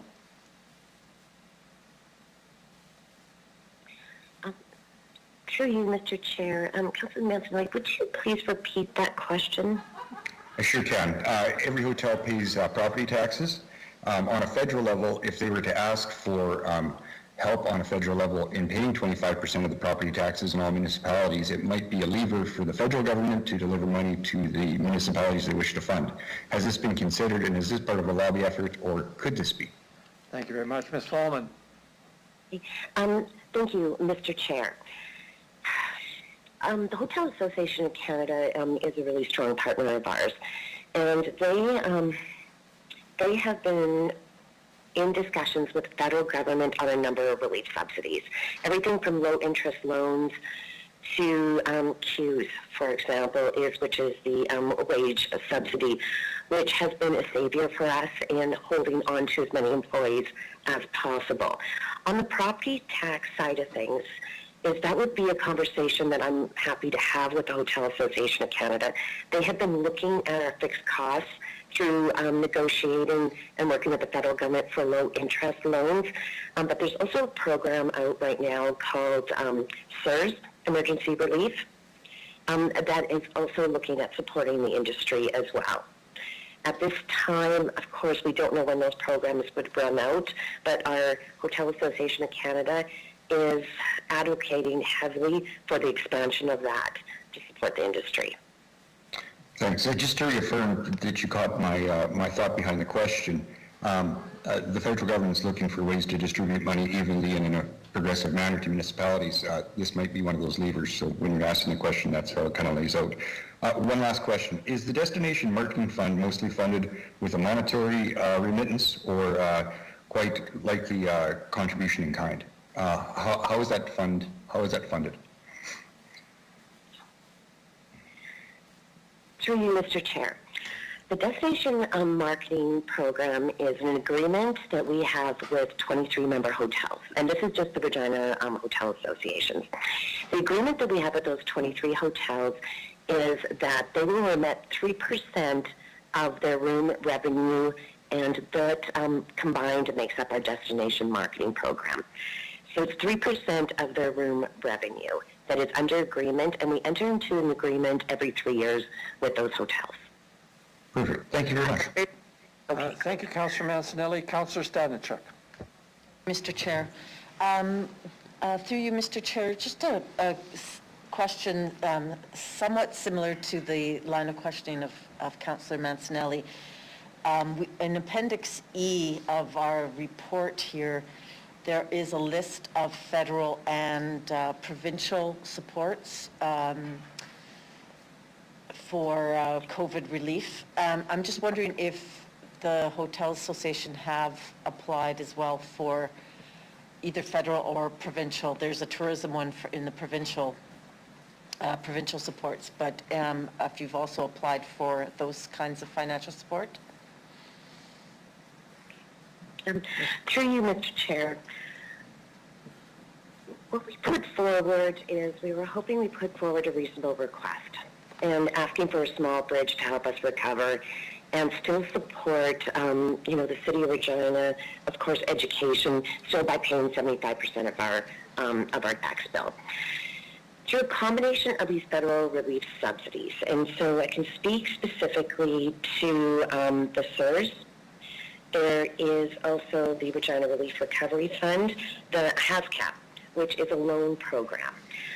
So all of these programs have been accessed as much as they possibly could through our hotels. And what we found is when we did the calculations, these programs combined with a 25% property tax exemption was really the bridge that we needed to keep the industry intact in 2021. And this is based on what we know right now. And I know you can appreciate that a lot of these federal programs do have time frames on them. So right now we are sitting in an unknown situation of when those programs may stop, is what the current situation we're facing right now, Madam Councillor. Okay, thank you very much. Thank you very much. Councillor Masciani. Thank you, Tracy. Just want to clarify, did you indicate that you collect $2 million a year? But in this year, it was less than that? I'm sorry, I didn't write that down. Can I just get clarification? Ms. Fallman? To you, Mr. Chair. Madam Councillor, that is correct. On a typical year, our destination marketing program would be around $2 million. Last year, we had a pretty big hit, which I know you can appreciate because of the impact on the tourism or on the hotel industry. And so we were around, like we lost well over 50% of the funding that goes into that program. And so we were sitting at about $900,000. Thank you for that. Can I ask, in kind of in your account, is it, do you have to spend it every year, or is there still a large amount in your account through the chair? Through you, Mr. Chair, is no, there's no restrictions on the hotel industry having to invest it immediately. We have contingent liabilities and contractual obligations for events that are out on bid and haven't been decided, as well as events that have been decided for Regina and would be coming in till, I think we've got events on the books till 2025. So we really work diligently on ensuring that those liabilities will be taken care of without impacting annual marketing investments that we also need to make to continue to sell our city. Thank you. So in the DMF fund right now, what is that amount, through the chair? Ms. Solomon? I'm sorry, in terms of contractual obligations and...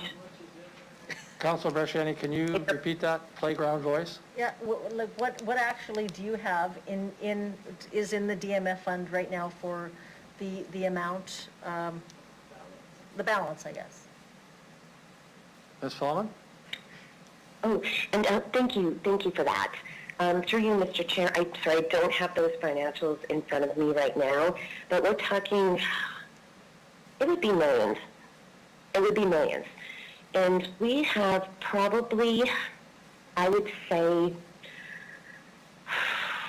75 bids that are out or events that have been secured for future years on the books for Regina. Thank you for that. Ms. Fulman, can I just ask that as we are in a pandemic, why not consider reducing that 3% to 1% for the hotelers in this case? Because we are in a crisis situation, as you've indicated, and the hotels have been hit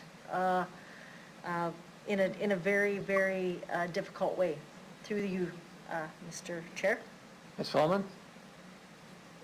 Thank you. Through you, Mr. Chair. Madam Councillor, we're really fortunate. We're incredibly fortunate that the number of hotels we have contributing to our destination marketing program believe in it and are committed to supporting our community and the destination marketing efforts that happen. Could we open up in a month? Maybe. There's so much uncertainty right now, and they're committed to continuing to invest in this community. Sorry, through you, Mr. Chair.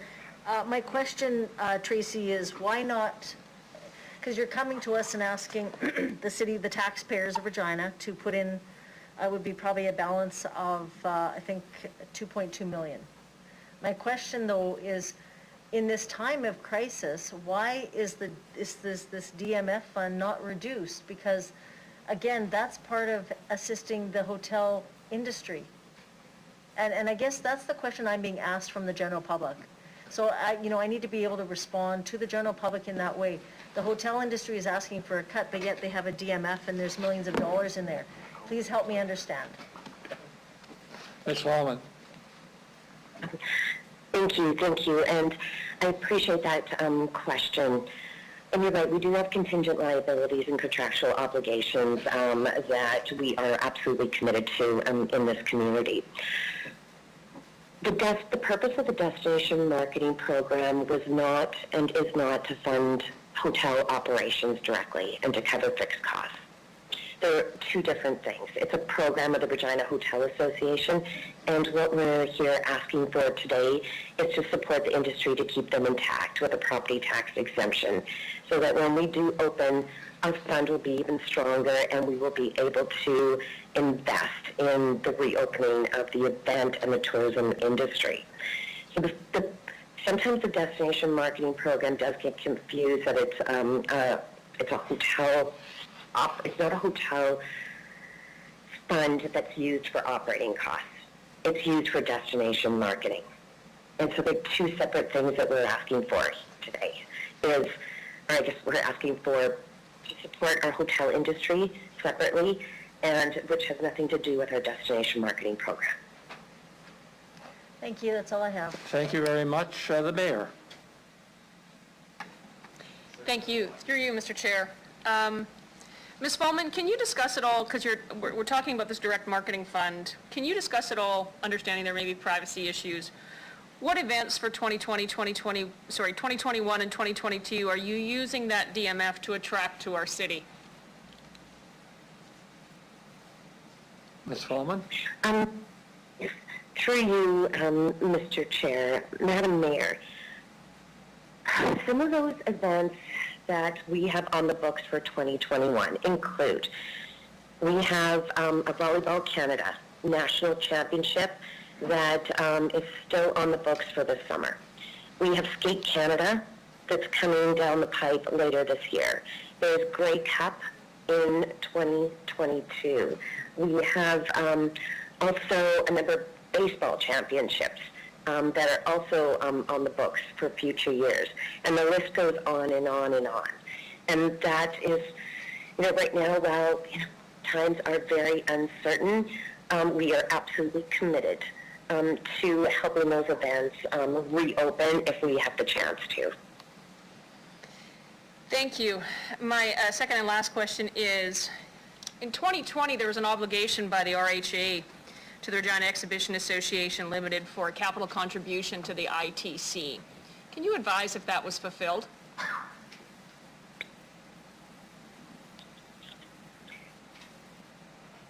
Ms. Fallman? Thank you. Through you, Mr. Chair. And I can confirm that, yes, that was fulfilled. We have three focused areas of our destination marketing program. One is sales and marketing. One is building our destination, like infrastructure projects, like the International Trade Center. And then three is funding that supports visiting events, like I mentioned, the Skate Canada. It could be the NHL Heritage Classic, the Grey Cups, those type of things.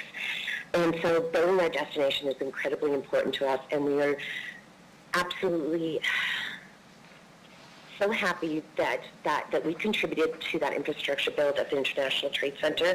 We did cover the last payment of a $3 million commitment, and the fact that the International Trade Center is now serving our community during this time of crisis of both, it was almost like a field hospital, and now it's being used as a vaccination site. Thank you. Thank you, Mr. Chair. Thank you very much, Mayor. Thank you very much, Ms. Fallman. Those are the only questions that the committee has. You may leave the meeting, and I'll call on Ms. Versick, who is waiting very patiently and is prepared to answer questions from the committee. Councillor Sidniak? During this time of crisis of both, it was almost like a field hospital, and now it's being used as a vaccination site. We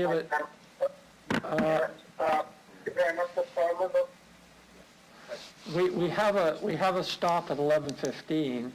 I thought what we would do is get through the two delegations that are waiting for questions, and then have the stop at that point, if that's satisfactory to the committee. Thank you very much. So, Ms. Versick, are you on the line? Yes, I am. Can you hear me? Yes, we can, and I understand that you're here for questions only, and I'd ask the committee... Yes, unless you would like me to speak. Pardon me? I'm happy to speak more if you would like, but I also understand how long this meeting is going, so I'm happy to answer any questions. We appreciate that, and perhaps I'll ask committee to ask committee for their questions If at the end of the questions, anything has been missed out that you think we should know, I'll give you a little time to fill in the blanks. But why don't we go to committee for their questions? Are there any questions from the committee for Ms. Versick? Councilor Zahidniak, thank you. Thank you.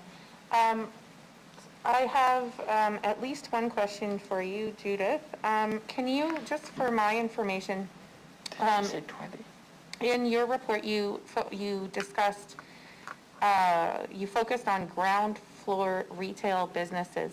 Can you please explain the focus on those types of establishments for me? Through the chair, please. Sure, through you to the chair. Thank you for the question. Through the chair, yes, ground floor retail is extremely important. Ground floor retail is what contributes to the vibrancy of our downtown. When you're walking through the downtown streets, you're most likely going to experience what's happening at the ground level, whether there's people in the shops, whether there's merchandise in the windows. There's that safety factor, knowing that live businesses are operating and that there's people going to them, goes a long way to that feeling of safety and vibrancy. It would be hard to find someone who would prefer to walk through an area that has a plethora of for-lease signs and boarded up windows rather than a real shopping and entertainment district. So we understand that there are limited mechanisms to help all businesses across the entire city. So we chose to focus on what would move the needle the most in our community, and that is the ground floor retail. Thank you. Okay, thank you. I see no further questions from committee members. Ms. Versick, is there anything that you want to add? Sure. I just wanted to give you a few details from some of the businesses that I've spoken to over the last week. We have one business, one property owner. Her impact was that she had a tenant lined up to take a space. They were ready to sign the lease in March of 2020. That didn't happen. So she's gone a year with that space being kind of on hold.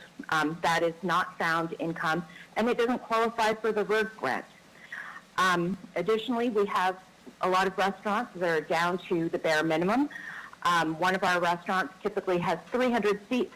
Now they're working with 40 seats. And we have a lot of coffee shops that rely on those office workers that are no longer downtown. And I don't want it to seem like we want people to operate in an unsafe manner.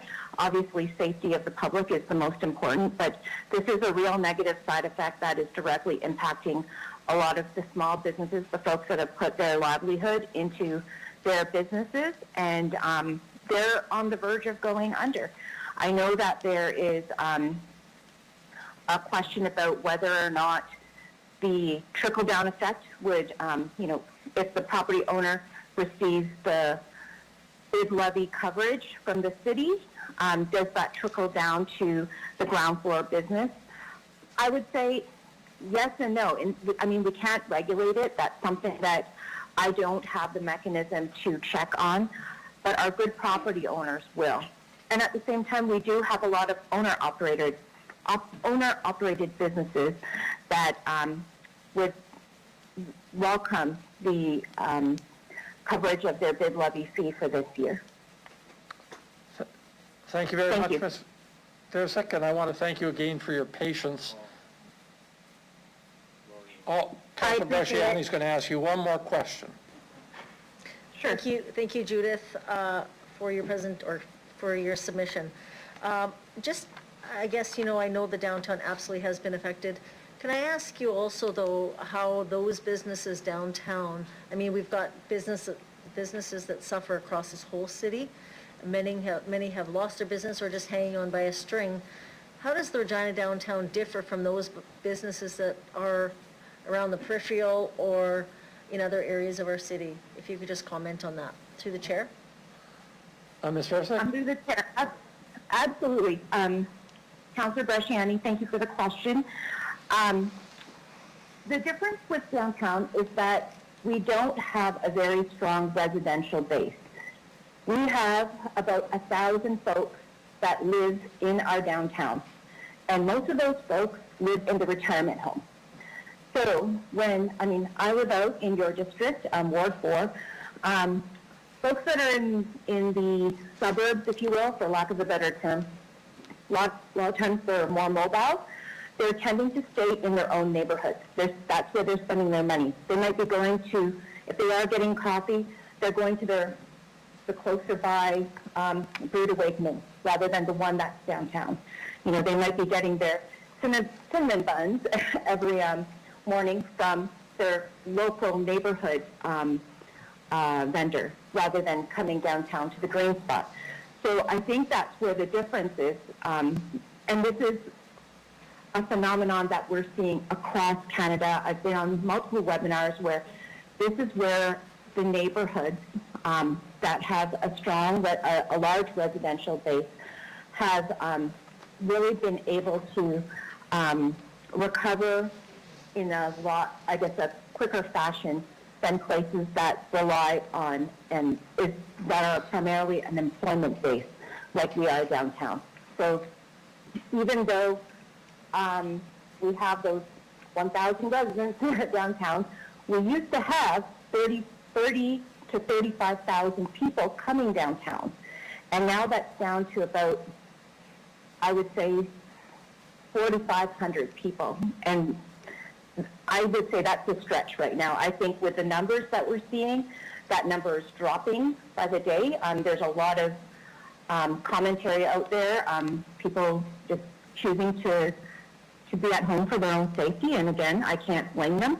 But the fact of the matter is that there is not a closure mandate for our businesses.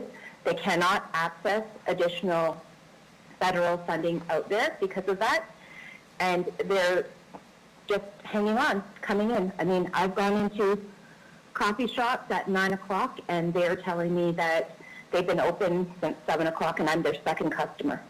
So that's the challenge that we're dealing with. Thank you.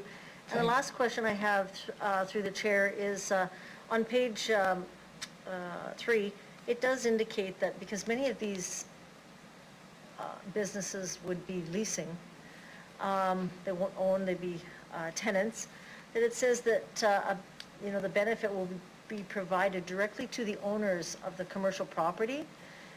Is there any concern that this reduction would not be carried down and provided to the tenant? And what are your thoughts on that through the chair? Ms. Versick?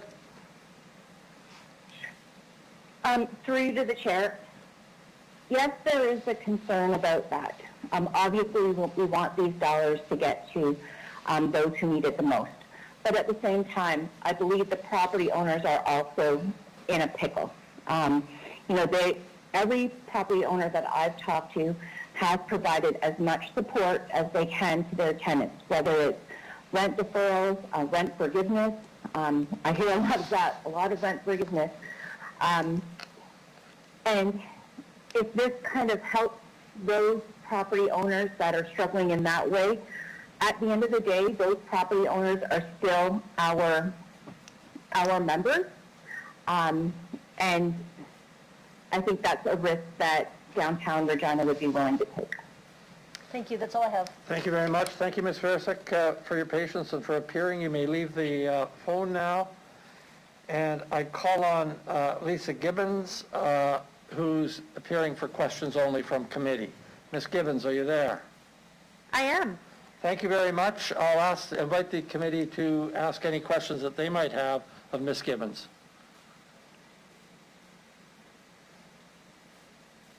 I see none, Ms. Gibbons. I know you've been waiting patiently. I appreciate that. And I'm grateful, as is the committee, for your willingness to answer questions. Thank you very much.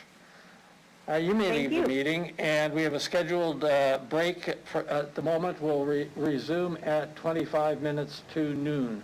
Thank you very much.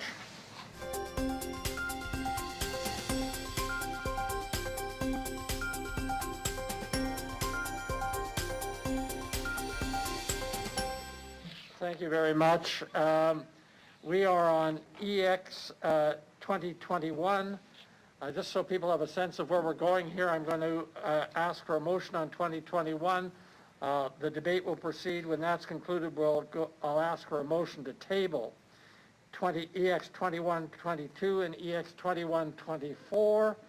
And then we'll move directly at that point, if the tabling motion passes, to EX 21-23, following which we're moving into a private session. All of this is constrained because of time.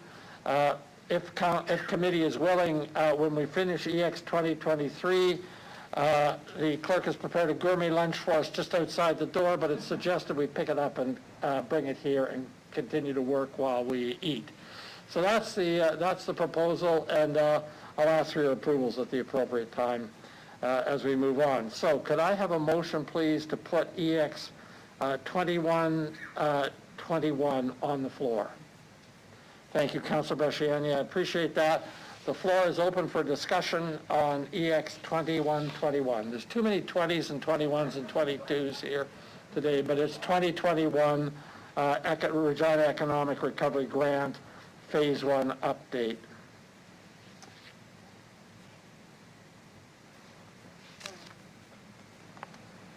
Councilor Stevens. Great, thank you. So this is actually a tough report to navigate. There's a couple moving parts in it. So I'm going to ask one about the update proper. Can you provide a high-level assessment of the success of our grant program? And also, I notice in the appendix, there is still money left on the table. Is it still rolling out? Are there problems with the application? How can we make sure that money is spent in the community? Thank you very much. The administration. Through you, Mr. Chair. Thank you for that question. So maybe just as background here, we're referring to the Regina Economic Grant Recovery Program. Council approved that in July of 2020, $2 million to be provided to support businesses really cope with and adjust to the impacts of COVID. And this was part of a broader kind of package that at the time Council put together. At that point in time, tax due dates were pushed back, utility due dates were pushed back into the fall. And this program was also introduced to provide that opportunity to support businesses. So there were two phases to that program. Phase 1, we provided grants up to $10,000, and that phase ran from August to the middle of December. 137 businesses were awarded funding under that for a total of just a little over $300,000. And phase 2, under the phase 2 program, sorry, I'm just looking at my notes here. There's been approximately, at the date this report was written, 93 businesses that received just a little over $700,000. So about $1 million of the $2 million program. And I just provide council an update that the most recent numbers we have, as of just a couple of days ago, we've had about 250 businesses now in total apply for support, around $1.2 million, leaving about $800,000 left in the program, which we believe probably will be expended by the end of May. So I think overall we've tried through a number of communication forums, gotten the message out there that this funding program is available to assist businesses. As I guess a measure of success, we do anticipate by this spring that the funds will be fully utilized by these businesses. Okay, thank you. I guess my second line of questioning has to do with recommendations 1 through 3. And that pertains to the delegates that we saw today. I'd like to hear from other committee members about this, but I guess my concern is, so this is recommending that we send these items to the Regina Recovery and Efficiency Task Force for consideration. My concern with that approach right now is that the committee hasn't met. We still have to develop a framework. The idea was that that committee would be able to discuss what does a recovery look like and then receive proposals of this kind. My concern then is that it's preempting that decision and how we want to approach this. It's also providing a timeline that, as the co-chair, I don't think I can guarantee, given where we're at. Also, and I think this needs to be mentioned, we'll have to wrestle with some conflict of interest issues on that committee. Perfectly fine, but there are individuals there who would benefit from this. And so we have to navigate that and address it. My thought would be to just refer in their entirety 1 through 3 without specific timelines and recommendations, just for that task force to consider whether or not this is the appropriate approach. I think these are important considerations. I have my own thoughts. Option 2 would be that we just deal with this now and we send it to council as a recommendation. We have the discussion about whether or not we should consider this at this point and then at council later this month. Just some thoughts as the co-chair as well as a member of this committee. See what others have to say. Councillor Stevens, if I understand you, you're putting a referral motion on the floor, but you're prepared to hold it till other councillors have a chance to say, and then after that, you'll move a referral motion. Have I got that correct? Good, thank you very much. The committee is agreeable to that. All right, I'll entertain any comments or questions from committee members on 2121. Any further comments or questions? Councillor Zakidniak. First, I have a question for administration. So within the options on this, mentioned on this report, why was there no option mentioned of no tax exemption or other potential options? So I'm just curious, you know, it talks about a grant, 25, and how for the bids and how to deal with, address the requests from hotels and motels. I don't see an option that has, you know, other option as determined by council or to just not provide any of these exemptions. Through the chair, please. Through you, Mr. Chair. Certainly not providing any tax exemption relief is certainly you know, another option available to council. I think when we were putting together these recommendations, it is a challenging discussion piece. We've heard from the delegates that have made the request here, where they have detailed their needs and the issues that their businesses are facing, but we do know as well as administration, there are businesses across the city as well that face financial hardships and pressures as well because of the pandemic.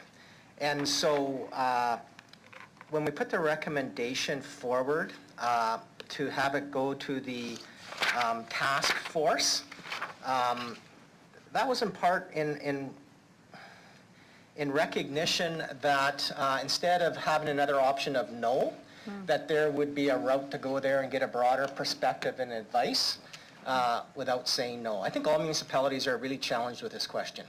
The hotels, for example, the delegate was very clear that this is an issue across Canada. We as administration really haven't seen a lot of cities to date, or any cities for that matter, provide, not that their request isn't without merit, but we haven't seen any cities, as an example, step up and do something there.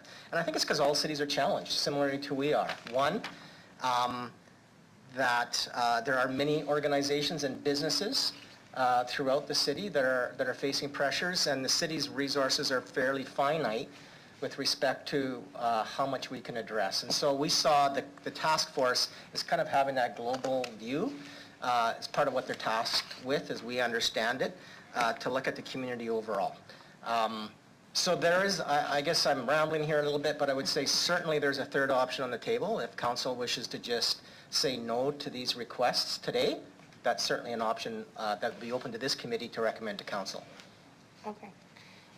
So thank you. In regard to Councillor Stevens, the things that his referral motion, I am in favor of either referring this to the COVID Recovery Committee for consideration. Another possibility, I think when the COVID Recovery Committee considers these, one thing they could consider is, do they want to make recommendations for these decisions, or do they want to provide council with a framework that we would use to evaluate these requests? I'm certainly not comfortable just evaluating them on a case-by-case basis. And my understanding is through a meeting with a business in my ward that there will be additional requests as well.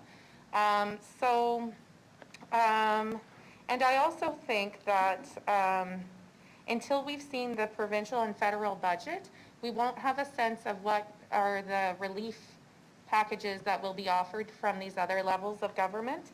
So I'm not in favor of making a decision on these requests today, but following the recommendations that administration has noted, or the referral motion that Councillor Stevens will be bringing forward. I would also request, and I need Councillor Stevens to listen for this request. So I don't know how we make that happen. Councillor Stevens, I think Councillor Sakidniak has a question for you. I need your attention, please, sir. My request for you is, as co-chair of this committee, so I was saying I support this referral motion for either consideration of these requests, or if you folks would rather bring forward a, what did I say, like a framework that we would use to evaluate these decisions, I'd be in favor of that as well. But there was a couple other requests in the letter from the RD bid, which was more immediate, that the city explore grants to support the redevelopment of vacant spaces, business attraction efforts, and public space enhancement, and a long-term proposed solution for as well in there. So I would also request that when the COVID Recovery Committee is considering the other requests, that those the things noted, the other requests made by the RD bid can also be considered at that time and recommendations brought forward to council. That's all. Councillor Stevens, do you wish to reply to that? I'll just say yes. Okay, thank you. Yeah, you can consider that. Thank you for paying attention. Thank you very much, Councillor Skidniak. Councillor Stadnichuk. Oh, am I on? Okay, through you, Mr. Chair. I just wanted to get an understanding of the time frame. The recommendations were for Q2, for this to take place by Q2, and I'm just assuming that is related to when the property tax deadline is? That could be Through you, Mr. Chair. Through you, Mr. Chair. We just really put a timeline in the recommendation because we felt that these groups would be expecting an answer back within a reasonable time period. There's really no more science to us putting a timeline in than that. So when is the tax deadline? Is it June? So, and maybe I'll ask Ms. Bryden to speak to how this would potentially work. But yes, the tax payment deadline is June 30th. But there are other mechanisms should council at a later date decide that it wants to provide some relief, whether it be through a grant or some other mechanism related directly to the property taxes. I think we could still ensure that the monetary amount, if approved by council, would be provided in one way, shape, or form. Through you, Mr. Chair. My second question is just, I noted that the City of Calgary that is mentioned by the two bids as well as in this report, that they used federal and provincial recovery funds for to compensate their bids. So the money that is sitting in the surplus right now is federal and provincial funding. I just want to clarify that. So through you, Mr. Chair, the funding in the options would come from the COVID-19 Recovery Reserve, which were funds provided to the city through the federal government's Safe Restart program last year. Okay, thank you. Through you, Mr. Chair, another question is, would it be possible to just expand the Regina Economic Recovery Grant, because it does have criteria in terms of what the grant could be used for, rather than doing a property tax exemption? Mr. Lacey. Through you, Mr. Chair, I think I'll ask Ms. Bryden. She's heavily involved in that program and I think could speak to it very well. Thanks. Ms. Bryden? Thank you. Through you, Mr. Chair. So all of the businesses that are located within the downtown and the warehouse district, and the hotels for that matter, can apply for the Economic Recovery Grant already. And in fact, quite a few of the applicants have been members of Regina Downtown or the warehouse district that have been successful in their application. And also a few of the hotels have already received the Economic Recovery Grant. Ms. Thank you. Danilchuk? Yep, no further questions. Thank you very much. Councillor Bashiani. So I'm going to follow up on Councillor Stadnichuk's question. Why is there then a need? If we already have the economic recovery grant there, these businesses can access that, what's going to be different? Like why do something else? If I can just get clarification through the chair. To the administration. Through you, Mr. Chair, I think that's really the decision before council here. I think council has a number of options. One is not to provide any assistance or meet the request, and there could be a number of reasons for that. As I mentioned, I think many municipalities are facing, councils are facing this very difficult decision. Of the three levels of government, I've talked about that before, we're least financially positioned, I think, to provide broad economic supports to businesses. I think importantly, the point has been raised already that the federal and provincial budgets are yet to come out, so we're still yet uncertain with respect to what other supports they might provide through those budgets. And then just with respect to our own financial capability, I do think while we have some ability, I think, to support, I think it's fairly limited. And so I think those are the difficult choices facing council with respect to, if you are going to provide support, where do you direct those limited resources? And so I don't have a direct answer for you, Councillor. I think it's really a judgment call and a value call that council, I think, has before it here. And so one of the things that the recommendation is just really trying to seek further input and perspective before making that decision. The document refers to Calgary, where the City of Calgary decided to use some of the funds they received from the other levels of government to specifically address their bids. And like I say, by and large, we haven't seen a lot happen on other fronts, hotels or otherwise, from other municipalities. I'm aware that Saskatoon, through committee, just recently considered a similar but different request as it relates to hotels. And in that committee, they're recommending to their council that no action be taken with respect to that request, although their council has yet to hear the committee report. Thank you. I think we need to really be careful. And I think that there's businesses that are outside of the downtown, outside of the warehouse, that are also, I'm going to say, that are hanging on by a string.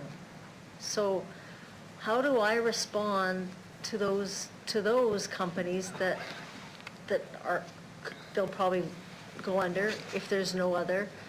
How do I go back to them if this goes forward when we already have another grant in place? So I guess I really, what would be the response from our administration if that's a recommendation here? Like how would we,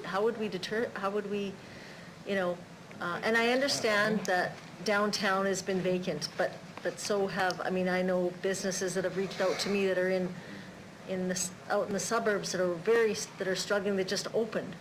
So that kind of is a question. City Manager.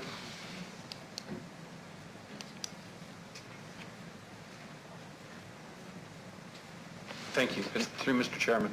So that's the primary reason why we've said we want to refer this to the task force, for that exact reason.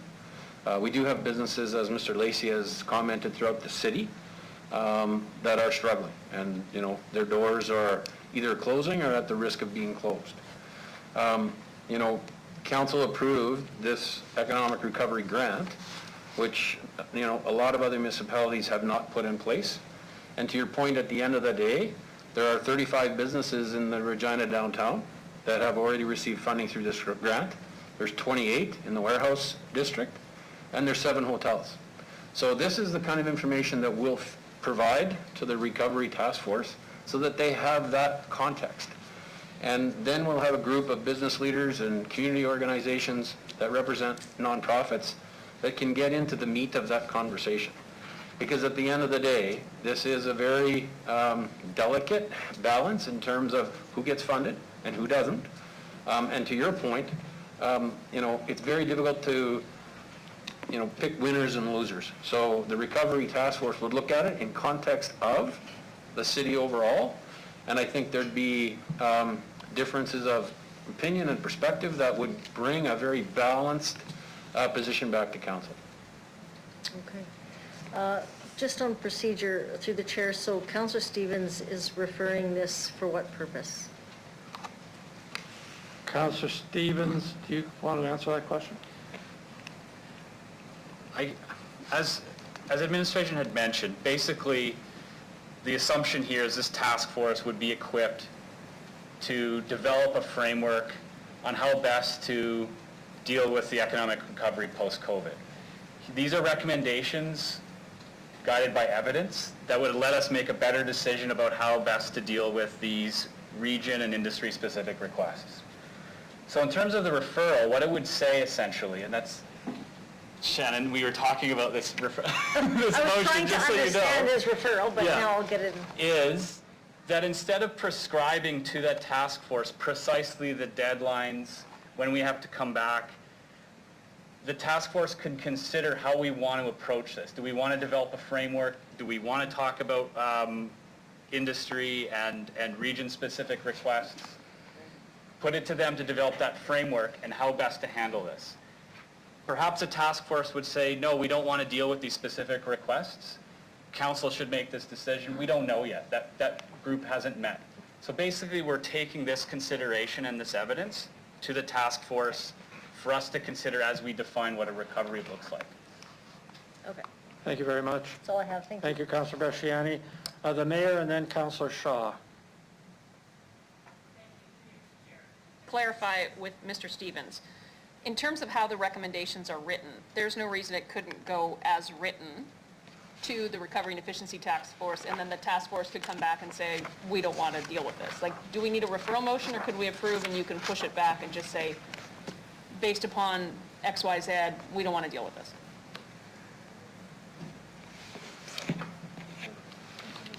Councillor Stevens? I guess my only concern is I can't speak for a group that hasn't met. There's a co-chair. We'll talk this afternoon. One concern is there's a timeline. Will we be equipped to deal with that timeline? I don't want to make a promise or accept a commitment that I can't guarantee. That's my big concern. Also, if council wants us to go ahead, maybe now's the time for us to collectively think about it. So it's mostly the specifics of it. The time frame specifics of it. Okay. Okay. Thank you very much. Through you, Mr. Chair, I do have a question for administration. Could you describe the bid levy? Help me understand that for a minute. Through you, Mr. Chair, so we have 2 bids, the Regina Downtown bid and the warehouse bid. They develop operating budgets for their operations. Their board approves the budgets. Their board's made up of businesses within their district. And basically then, they come to council for the amount of funding that is required for them to operate, which they raise from the businesses within their boundary. And they raise that basically through a levy, which is basically just another form of a property tax. So it's an additional property tax, if I could put it that way, that's added on to the businesses within that bid. Thank you. Through you, Mr. Chair. So essentially what we're being asked to do as it relates to the downtown bid and the warehouse bid is to cover their operating for the 2020. Through you, Mr. Chair, that's correct. Instead of charging their members for their operating, that we would provide them funding to do that for the 1 year. Okay, thank you. My next question through you, Mr. Chair, is have the hotels all paid their taxes this year? For 2020? Through you, Mr. Chair, I'm going to refer that question to Ms. Biden. Biden, sorry.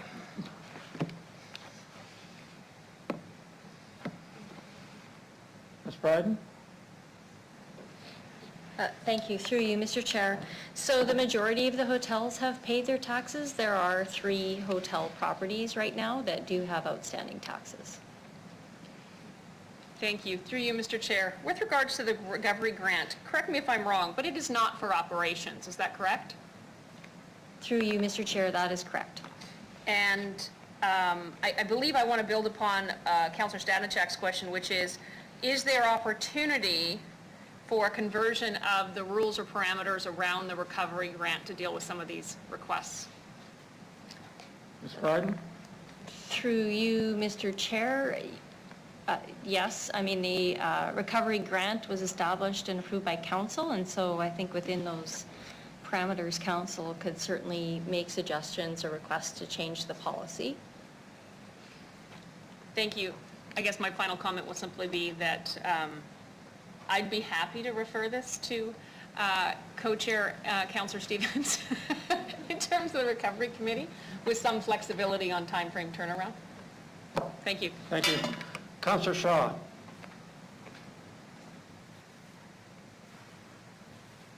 I think most of my questions were answered. I too want to defer this, and I know there's, I'm not really exactly, Councillor Bresciani kind of got some clarification as to what Councillor Stevens was doing. I just don't feel that we have all the information that we need in order to make a call on this, or to make an opinion, or make a decision on this. So that's what I'm kind of thankful for, is that we have some time to get some of the questions that I asked back. So thank you. Thank you very much, Councillor Shaw. I have no further speakers on the, oh, wait a minute, Councillor Mancinelli just chimed in. Councillor Mancinelli. Thank you. Just one quick question. What is available in that COVID recovery reserve? To the administration? Through you, Mr. Chair, so remaining's approximately $800,000. Thank you. Thank you very much. If there are no further questions from committee members, I promised Councillor Stevens that I would hand this back to him. My sense, Councillor Stevens, is there is support in the group for a referral motion. You might consider timelines, however. Thank you. I appreciate council's interest in giving me more work. This is the referral motion that all requests for economic support be considered by the Regina Recovery and Efficiency Task Force, subject to 1, the task force meeting to establish its objectives and criteria respecting applications. 2, the task force outlining the information that all applications are required to include in their application. And the 3rd, the task force providing recommendation to City Council by the end of Q3 of 2021. Thank you very much. Referral motion is not debatable. I'll ask the clerk to put the question. Please. In favor. Councillor Findura. In favor. Councillor LeBlanc. In favor. Councillor Shaw. In favor. Councillor Zahidniak. In favor. Councillor Mancinelli. In favor. Councillor Moore. In favor. Councillor Stadnichuk. In favor. Councillor Bresciani. In favor. Mayor Masters. In favor. Councillor Hawkins. In favor. Referral passes unanimously. Thank you very much. We'll now move on to EX 2023. Before I do that, perhaps I should ask, is this the moment when we should invite committee members to get lunch? Yes, or we should at least perhaps table those 2 motions, get those off. Yes, thank you very much. The clerk has reminded me that if committee is willing, I need a motion to table EX 2122 and EX 2124. Councillor Bresciani has moved that motion. Tabling motion, not debatable. Just ask if anyone opposed? Very good. I declare the motion carried. Now, if it's the will of the committee, we'll adjourn for 6 minutes while people go get lunch and bring it back, at which point we can continue on. Any objection? I declare an adjournment for 6 minutes to get lunch.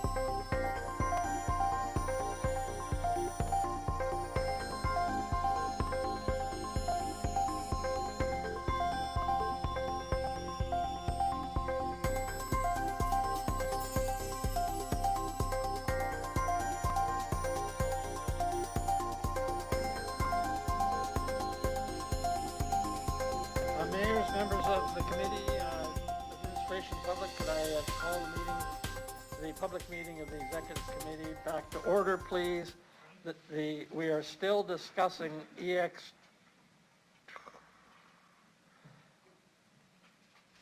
no, we're not. EX 2123, too many 20s in this agenda. EX 2123, I'm going to ask, first of all, that a committee member put this matter, the motion on the floor, and then I'm going to ask Mr. Lacey if he would introduce the subject. So could I get a motion to put this on the floor? Thank you very much, Councillor Moule. Mr. Lacey. Through you, Mr. Chair. So provincial legislation requires the assessed value of every property in Saskatchewan to be updated every 4 years. And 2021 is that revaluation year. All properties are now valued as of January 1st of 2019. The impact to property owners is a change in their property assessment value for the 2021 taxation year. And the assessment value then is used to, in part, to calculate the 2021 property taxes. So the report before you today provides the results of the 2021 revaluation, including changes in property assessment and property taxes related to a revenue-neutral tax rate. The results are significantly different from past revaluations in that we are experiencing an overall assessment value reduction of 6.4%. Included in this percentage is a reduction to the residential classification of 9% and a slight increase in commercial properties of 3.2%.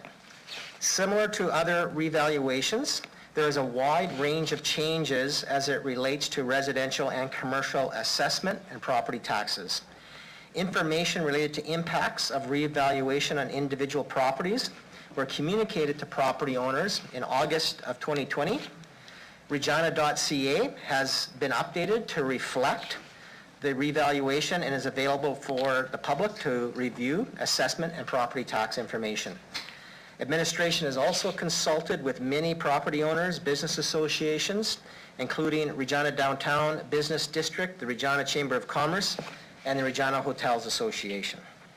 Over the past several months, administration has continued to consult with property owners, providing information on assessment and the revaluation results. In January 2021, the assessment notices were mailed to each property, and the assessment appeal period was open for 60 days, just closing this past March 15th. It is important to note that revaluation is revenue neutral for the city. There are no financial impacts to city property tax revenue in a revaluation. It's revenue neutral. The property tax system is the mechanism used to fairly distribute the property tax levy to all property owners. The increases or decreases in assessment values as a result of revaluation does not automatically mean an increase or decrease in property tax for an individual property. And with that, be happy to answer any questions. Thank you very much, Mr. Lacey. Are there any questions for committee members about this complex subject? There appear to be none. That being the case, I'd invite committee members to debate the motion. Councilor LeBlanc. Thank you. I would like to move a two-part motion to amend this document. The first of the proposed changes would be an inserted point at point 5 of the recommendations from executive to council, such that that point would read, and rely on Ms. Ackerman to bring up the exact wording, implement a phase-in of property taxes, tax changes to multifamily residential properties for changes in property taxes as a result of the 2021 revaluation. This phase-in will only apply if 3 conditions are met. 1, the property is multifamily residential. 2, the property is owned and operated by a nonprofit entity.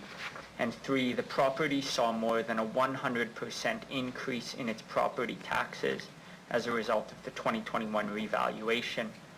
The phase-in shall be applied as follows. 2021 increase limited to 1/3 of the property tax change. 2022, increase limited to 2/3 of the property tax change, and 2023, the full increase would be applied. The second part of the two-part amendment would be a change to recommendation 2, and again, I'll rely on Ms. Ackerman, such that 2 would read, remove the mill rate subclass for golf courses, tax golf courses according to the effective commercial tax rate.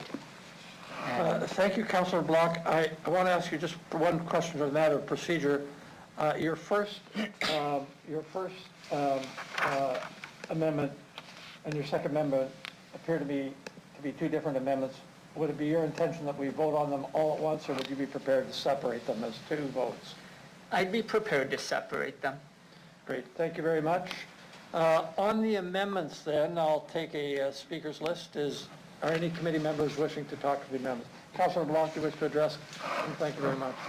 Thank you. So with respect to number 1, that dealing with the multifamily residential, I can let members know that I've spoken to Ms. Bryden, head of our assessment, and I understand only 1 property in the city would be caught by this amendment. That is property located in Ward 6 on Oslo Street, and that property is jointly operated by Ranchero Housing and Phoenix Residential Society.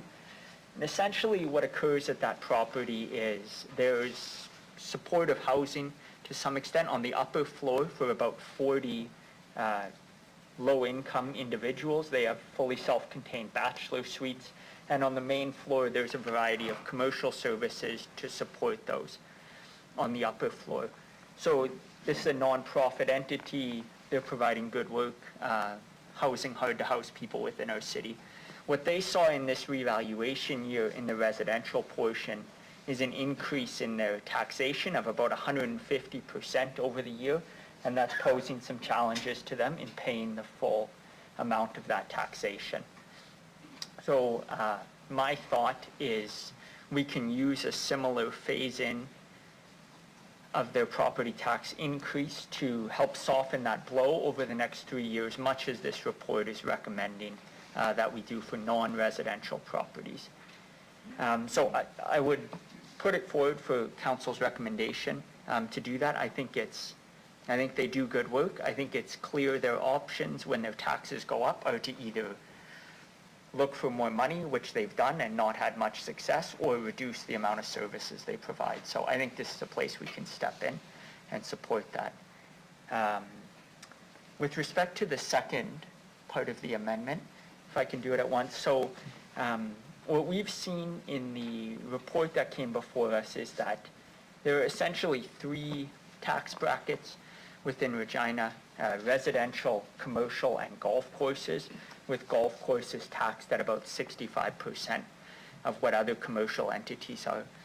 I think there's no doubt that golf courses, and in particular the one caught by this, Royal Regina Golf Course, is a good service in the city. I think it provides recreation opportunities and so on, but there are lots of those that are taxed at the full commercial rate. And I think it's important that we provide a level playing field. It's not obvious to me why we're incentivizing golf as opposed to something like tennis. So if we think of, say, the Lakeshore Tennis Club, which has been around for about 120 years, why is it that they're taxed higher than a golf course? Or if we think about other recreational facilities, gyms, pools that are not city-owned, anything of that sort. So the main thrust of what I'm saying is, I think there's no obvious reason why we're subsidizing golf as opposed to tennis or weightlifting. I think it makes sense to increase their tax rate to be the same as everybody else. And in a time when we're looking to fund very vulnerable people in our community who are suffering with COVID, I think it's important that we not give a tax break unless it's highly justified, and I don't think this one is. So I'd recommend both for your approval. Thank you. Thank you very much, Councillor LeBlanc. Councillor Zahidniak. Okay, thank you. So I have some questions for administration in relation to the second amendment. So the first one is, what is the rationale for charging golf courses currently at this time a 65% commercial tax rate? And what would be the implications of a change to that percentage? Through the chair, please. Administration. Through, City manager. Sorry, you want to go first? So maybe I'll start. And so just in terms of why the 65%. So a number of years ago, the general manager of the Royal Regina came forward to council. They were experiencing some hardships and they'd asked for a reduction in the mill rate, and it was set at 65%. And it's been in place ever since that delegation and that consideration by council. As far as the impacts, I would let Mr. Lacey speak to that. So, through you, Mr. Chair, maybe just to add on to what Mr. Holden's indicated, I understand that the rationale that was brought forward in 2009 related to the fact that these golf courses compete against city golf courses that aren't taxed, as well as golf courses in the surrounding municipalities where the tax rate is slightly lower. I believe at the point in time that was the rationale that was brought forward by the clubs. And actually there's two clubs that are impacted. There's the Regina Royal Club that's impacted fully, and then to a significantly lesser extent the Wascana Country Club. Part of their land is within the city and the rest of their land's in the RM. With respect to the actual impact of a tax increase, I did have it before me, but I can't seem to find it. So maybe I'll ask Ms. Bryden if she could speak to what would be the dollar impact of the recommendation. Ms. Bryden. Thank you. Through you, Mr. Chair. So the dollar impact for the Royal Regina would be approximately $16,000, just over $16,000 a year. And the dollar impact for the Wascana Country Club would be $2,800, just over $2,800 per year. Thank you very much. In municipal taxes, sorry. Councilor Kidniak, do you have anything else? Yes.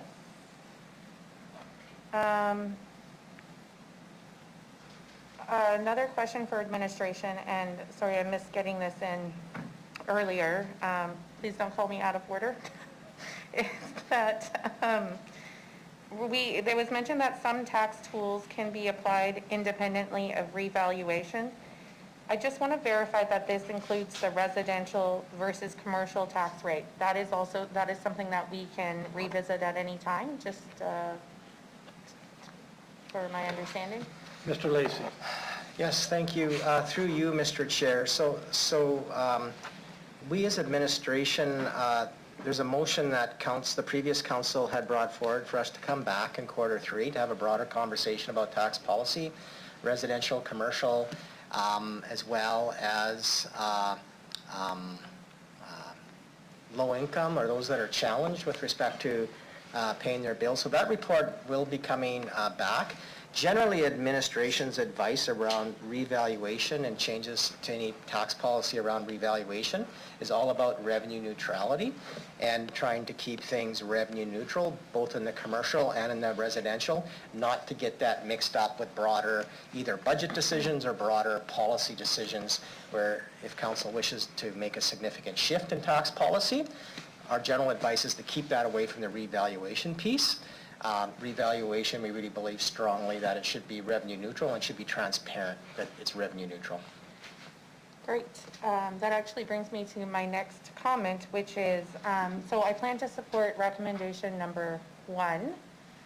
Regarding recommendation number 2, I feel that it would be more appropriate if we were considering a change in that tax rate for golf courses, especially in light of the financial state of the economy and the fact that everybody is struggling, this would be something that we would consider not effective for this year, but something to consider in future years, just so that they would have a little bit of advanced warning there. So I won't be supporting amendment number 2, but I would be open to a motion that directed administration to consider that for a future year, and so I'd be open to potentially implementing that in a future year or considering it. Thank you. Thank you very much, Councillor. Councillor Shaw. Are you on the line, Councillor Shaw? Hello. Yeah, thank you. Yeah, I'm here. In saying that, through the chair, I will support the amendment, number 1 amendment. For the number 2 amendment, or amendment number 2, I just would like to know, I won't support it. I do believe that we need some time, they need some time to be given to them, as Councillor Sakimiak said. I would just like to know, do you remember, like, because you said that it was the golf course that came to the Royal Regina because they were doing some hardship. Do you recall how long ago that was, through the chair? To the administration, Mr. Lacey. Through you, Your Worship, I understand that was in 2009. Okay, all right. So since 2009, they've been receiving this 65% tax decrease. Am I correct? Through the chair? Through you, Mr. Chair, correct. Yeah. Okay, thank you, guys. That's all. Thank you very much. The mayor. No, thank you. Councillor Stevens. Great, thank you. I support both amendments. First question, I guess to the mover. This is very, I understand the principle, but it's very targeted to an organization. It's a great organization. What if there was a not-for-profit, multi-unit, 55% increase, creates hardship? Why the 100%? Is it just because you want that particular organization to benefit, or would you be amenable to change in that 100% threshold? Yeah, thank you for the question through you, Mr. Chair. One of my concerns in bringing forward this motion was, motion 1, was some of the unintended consequences of it. So I thought there may be some concern about floodgates and so on, and are we cutting off a large portion of our property tax base. And so I wanted to set the parameters such that it would only collect those hardest hit, which I understand in this only applies to the one property. So I don't doubt that there are other non-profit, very good organizations providing housing in the city who are also affected, although what we'll know from this is they are affected to a lesser extent than this particular one is. And what my plan is to pass this, I hope, as a sort of stopgap measure for this particular policy, but then later in the year, we as a committee and as council can take a better look at what sort of tax policy we need for non-profit housing providers in Regina, and I'm hopeful that's something we can address in the Q3 report that comes back from administration. Okay, thank you. To administration, on average, in the reevaluation, how much has the property tax bill gone up for multi-family residential units? I'll refer that question to Ms. Bryden, if we have that here with us today.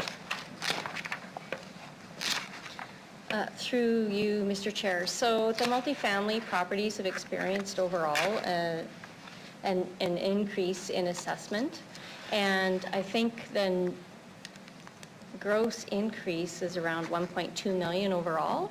It averages out to approximately $85 a door-ish. Okay, thank you. Just a comment about the golf courses. I support that as well. I am thinking of country clubs. I think if there is an industry with a clientele that can afford what is actually a pretty modest increase, it's that clientele. So I don't feel this is going to create a hardship at all. And you know, as much as I'm sure council was wise in that compromise in the past, doesn't seem to make sense now. So I appreciate that. Thank you. Thank you very much. Councillor Lacey, did you wish to add something further? Councillor, Mr. Lacey. Thank you, through you, Mr. Chair. So I just would just like to add 2 points of information with respect to the golf course motion for council's consideration. So the first one is there is the ability for us, I've talked about this third quarter report that we're bringing back, and so there's an opportunity for us to bring this particular item back as part of the third quarter report. Yes, if council wishes to make the decision, it wouldn't be implemented until 2022, but it does allow an opportunity to have a conversation with these businesses, which There has not been any forewarning or consultation with them. So I just flagged that for council's consideration. Secondly, if council does decide to change that factor for golf courses, in recommendation 3, that table, all the factors in that table would need to be adjusted. We do have them here today, but I would just reflect if that is the route council decides to go, as opposed to referring it to administration to put it in the third quarter report, we'll have to replace that table as well. And we have that here to share with the clerk. Thank you very much, Mr. Lacey. So would it be your suggestion, taken from your comments, that at least with respect to item number 2, that it be referred to the administration? Is that your suggestion? Referred to administration and brought forward and as part of the quarter 3 property tax review report that will come back in quarter 3 to council. Thank you. Councilor LeBlanc, would you be prepared to entertain that?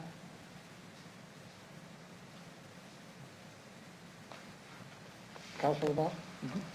I would. Perhaps, let me suggest we try and handle it this way. If it's the committee's will, we can deal with the second part of Councilor LeBlanc's motion, and my understanding is that Councilor LeBlanc is prepared to put the referral motion, which is a non-debatable motion, on the floor now. I would do that if it was the will of committee to proceed in that manner, but it's in the committee's hands. Any problem with that? See, it would just be that the motion, the second part of Councilor LeBlanc's motion would be, that would be referred back to the administration to bring back when, Mr. Lacey? Quarter 3 of 2021. Quarter 3. To bring back a report respecting that recommendation. No. Through you, Your Worship, it is a broader report, but it will address this direction. Thank you. You called me Your Worship because I elevated you to councillor. Is that the point?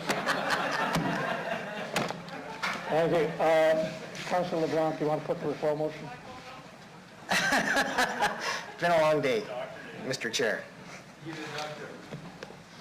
Yeah, so I would move a referral motion that the second portion of this proposed amendment be referred to administration to incorporate into the returnable report in Q3 of 2021.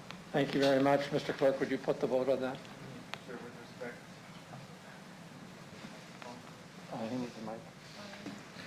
With respect to the referral motion, I will begin with Councilor LeBlanc, please.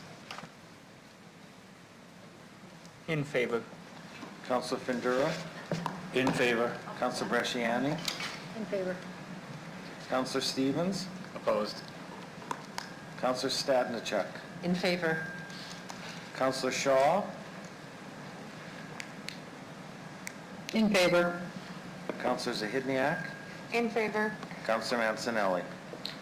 In favor. Councilor Moll? In favor. Mayor Masters? In favor. Councilor Hawkins? In favor. The referral motion passes 10-1, Deputy Mayor. Thank you very much. That brings us back to the first part of Councilor LeBlanc's motion, and the floor is open for discussion on that. And I just want to, I have Councilor Bresciani. Thank you very much.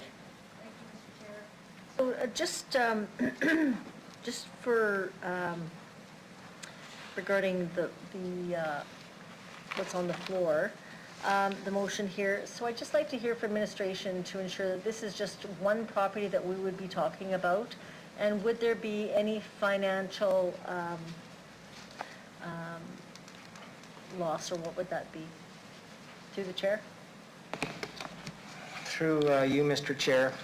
So it would just be this one property as the motion is worded. This property is a 3-story mixed-use building. The main floor is occupied with commercial tenants, while the upper floors do consist of 40 bachelor-style residential suites. And the reason there's such a great change in the valuation of this property is when the 2017 valuation occurred, there was an error in the valuation. So actually, over the last 4 years, they've been paying significantly less because of that valuation error. This year makes that correction.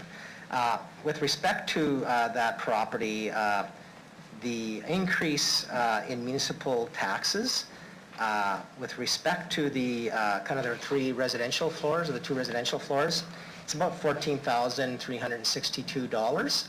And then that main floor commercial components increasing by $13,784. And I just mentioned to council that commercial component is already captured in that phase-in, which is in administration's recommendation. So it'd just be the residential component that's a change from what's in the report. Okay, thank you for that. So I will support one. I think, thanks to Councillor LeBlanc for catching that. 150% is huge for a nonprofit like that. So again, I would hope that we don't see 150%. It's very hard for any kind of a business to, or a homeowner to try and capture that. So I'll leave it there. Thank you very much. Councillor Zagidniak. I'm also happy to support this. I think aside from I agree with comments that Councillor Bresciani already made, but also knowing that it was an error on our part that also meant that we ultimately ended up increasing their property taxes by so much, also I feel like gives another reason to support it. And I just want to say that I'm familiar with that property. And I know people who've lived there and who have benefited from living there, and I actually used to teach cooking classes to the residents in a former life, so they do great work. So just on a personal note, I'm excited to support the amazing work that goes on there. And I'm happy to teach any of you cooking classes if you'd like. Thank you very much, Councillor Zagidniak. Any other speakers to this motion, or this amendment to the motion? So we'll vote first on the amendment, and then on the motion itself. So on the amendment, Mr. Clerk. Thank you. I will again begin with Councillor LeBlanc, please. In favor. Councillor Shaw. In favor. Councillor Zagidniak. In favor. Councillor Mancinelli. In favor. Councillor Moll. In favor. Councillor Stadnichuk. In favor. Councillor Stevens. In favor. Councillor Bresciani. In favor. Councillor Findura. In favor. Mayor Masters. In favor. Councillor Hawkins. In favor. Carries unanimously. Thank you very much, Mr. Clerk. Could I have a resolution for private sale? Vote on it as Sorry, we need to vote on the main motion. Is there any further? Councillor Findura,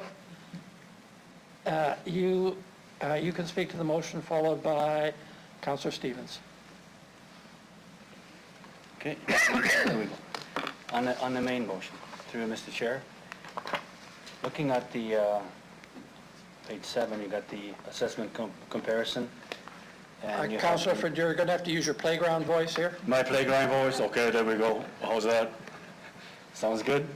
At page 7, looking at the assessment comparisons, property classes and all that assessment value from 2020 to 2021 and all.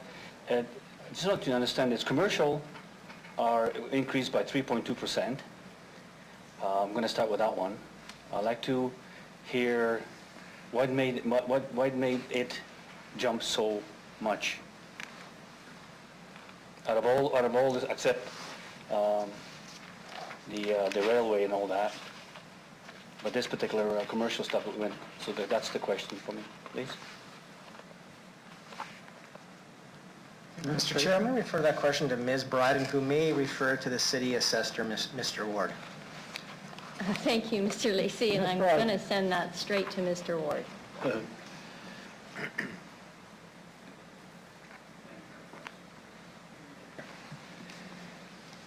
The commercial properties, as you mentioned, have increased 3.2%.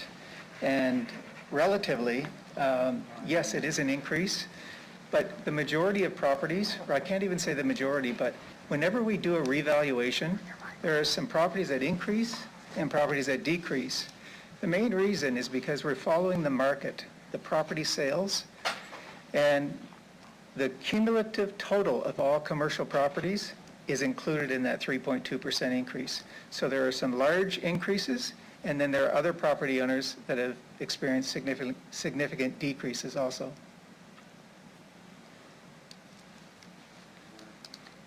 Councillor Findura. You don't need to Yeah, touch your mic. The reason I took the microphone off, because I couldn't hear, so that's good now. Then the second one is about it looks like the condominiums decreased by 15%, but yet you hear that there is some questions and some disagreements with why if you look at a decrease in 15, but yet some went up. What's the difference between, because it seems like there's a difference between condominiums. It's like an apartment condominium to two-story condominiums, the duplex condominiums. Is that play a role in this 15% decrease, but yet some seeing it, some not? How do I comprehend that, please, Mr. Chair? To the administration? Thank you for the question, through you, Mr. Chair. The condominium market is down 15% overall. What we're experiencing is an increase in the actual supply, or there's been an increase in the actual supply of condominiums in relation to what the demand for these properties. It's right across the board. It's a significant decrease in comparison to the residential classification, only at 9%. But once again, we take a look at property sales. We analyze the property sales. We take into consideration the location of where these properties are, the age, and all these factors go into the revaluation program, with the end result being a negative 15%. Okay, Thank you. Councilor Ventura. So I'm trying to find I found it. The mass, to you, Mr. Chair, and we utilize the mass appraisals. And, we're hearing out there that residential owners, business owners are kind of looking at why. I mean, I understand the process. We're utilizing as a mass appraisal. Is that the best system to use for the tool to move forward, Mr. Chair? Thank you. Thank you for the question again, through you, Mr. Chair. The mass appraisal, the methodology that we use in mass appraisal throughout North America is consistent, and it's mass appraisal used by all assessment jurisdictions. Basically, what we do is we follow the market. Whatever the market conditions are indicating is where our assessments actually go. One of the things to be cognizant of is the values that we have on these properties. They're as of January 1, 2019. So they're not the current value. It's almost 2 years ago now. Okay, thank you. So one more, Mr. Chair, and I'll so the question again on some properties have decreased on the value, but yet the tax have increased. I know we had a one-on-one education on the reassessment, and I still having difficulties with that. Can you give me explanation what's happening in that process, please, Mr. Chair?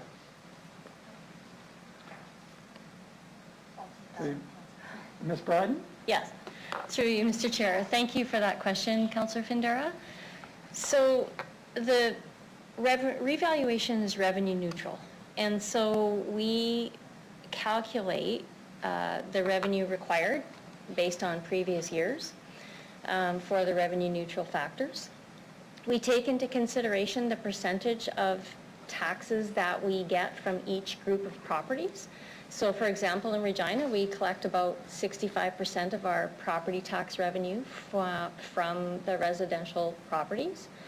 So even though the assessment factor of that calculation, so to calculate taxes is assessment times the provincial percentage, you get the taxable assessment, and then you calculate it, multiply that by the mill rate and mill rate factors. So the piece that's changing to start that calculation is the assessment. It's going down. The end result that we need as a city to function is staying the same. So because this amount is going down, the rates have to go up, and the impact on the individual properties is different depending on what their assessment is. So if the average decrease, for example, residential is 9%, and your taxes are decreasing by 15%, but Councillor Bresciani's assessment is decreasing by 15%. Councillor Bresciani's her assessment is decreasing, but only by 5%. So she's not decreasing below the average, which is 9. So she would see a slight increase, and you would see a slight decrease. Does that help? Yep. Okay. Don't worry, Councilor Finch. Sorry, I'm a hand talker. Stevens understands this. Just let me ask you this. Is the point here that as a result of reassessment, the city does not collect any more or less revenue? It's revenue neutral to the city. Is that the point? Through you, Mr. Chair, that's exactly correct. Changes to the city's municipal tax revenue are based solely on budget requirements, but they're not as a result of the revaluation. Right. Thank you. Councilor Finjero. There you go. I was going to stop, but I will be having a conversation. Stop pushing the button. Pushing the buttons. I want to stop. I want to stop, but I can't stop. I want to stop. The difference, then the difference how we based on the reevaluation for. Turn my microphone off. He wants me to go off. Then trying to understand what you just said to me. Then the people are asking questions that certain things have changed, but they're not changing. But yet trying to understand the reevaluation from 2019, and does that some of the percentage goes even further back to 2015 and brought up to the 19, or just from the 19 going forward? So the base date is January 1st of 2019, and the data that we collect in the years prior to 2019 are what determine that January 1st base date. So any data that we collect after January 1st of 2019 will be used to calculate our next revaluation numbers. Okay, so then that leads me to the question about base and about if you move something like we look at different levels, and if we move something from here, it has to go somewhere. It can't just disappear, correct? So my understanding is, so you can't shift and make somebody happy and somebody unhappy. But if you go base, then the lower income stuff might get more than what higher, and would that be pretty close observation, Mr. Chair? Are we, through you, Mr. Chair, are we talking about base tax now? No. I'm talking about if you switch something. Let's say if I'm asking to change the conversation was that council should be involved in this, right? Which in the reevaluation says different. And if you do, there was a discussion about several years back, percentage was changed to how you calculate stuff. If we change some percentages, the positive, negative impact on who? Lower property value or higher property value? What does that go? So through you, Mr. Chair, if we change the relative share of tax, for example, is that so the 65% of the taxes that's say gained from residential properties? Correct. If council chose to change that relative share of tax, it would have a corresponding impact on all of the properties. So if they're increasing, say for example, if they were going to increase the residential portion of tax, then the residential taxes would go up proportionately, irrespective of revaluation, and that's council's decision. Okay, thank you. Thank you very much, Councilor Finjero. Councilor Stevens. Thank you. An undertaking, don't need a response now. In the tax report coming before us in Q3, I believe, I'd like to know whether or not we can have a phase-in of some non-residential property classes and not others, and specifically what the implications would be if, for instance, we did not phase in but instituted immediately the new assessment value for railway and pipeline and resource subclasses. So just a bit of information I'm requesting for a future date. Is the administration clear on the undertaking, prepared to give it? To you, Mr. Chair, I'm just going to check with Ms. Bryden. Are we good, Ms. Bryden, with respect to what Councillor Stevens is asking? Through you, Mr. Chair, I'm just going to clarify. So Councillor Stevens, you're asking if we could choose to do a phase-in just for a certain subclass within a group of properties? Within the non-residential. So we have a phase-in for non-residential. Under that, as subclasses, we have railway and pipeline and resource. What if we did not phase those property taxes in, but just instituted them immediately? So through you, Mr. Chair, I can tell you, council can choose to do that. There's a cost. And we can kind of analyze that more in a Q3 report. Perfect, thank you. Thank you very much. Councillor Mancinelli.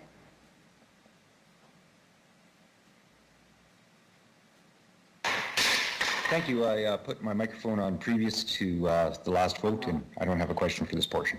Thank you very much. I see no further questions or comments from committee members. That being the case, we're ready to vote on the main motion. Yes, we are. I will begin with Councillor Moule, please. Councillor Mancinelli. In favor. Councillor Zahidniak. In favor. Councillor Shaw. In favor. Councillor LeBlanc. In favor. Councillor Findura. In favor. Councillor Bresciani. In favor. Councillor Stevens. In favor. Councillor Stadnichuk. In favor. Mayor Masters. In favor. Councillor Hawkins. In favor. Passes unanimously. Deputy Mayor? Thank you very much. I'm prepared to, Councillor Stevens moves a resolution for private session. Is there anybody objecting? Therefore, pardon? Thank you very much. I've been told that we need no more than a 5-minute recess.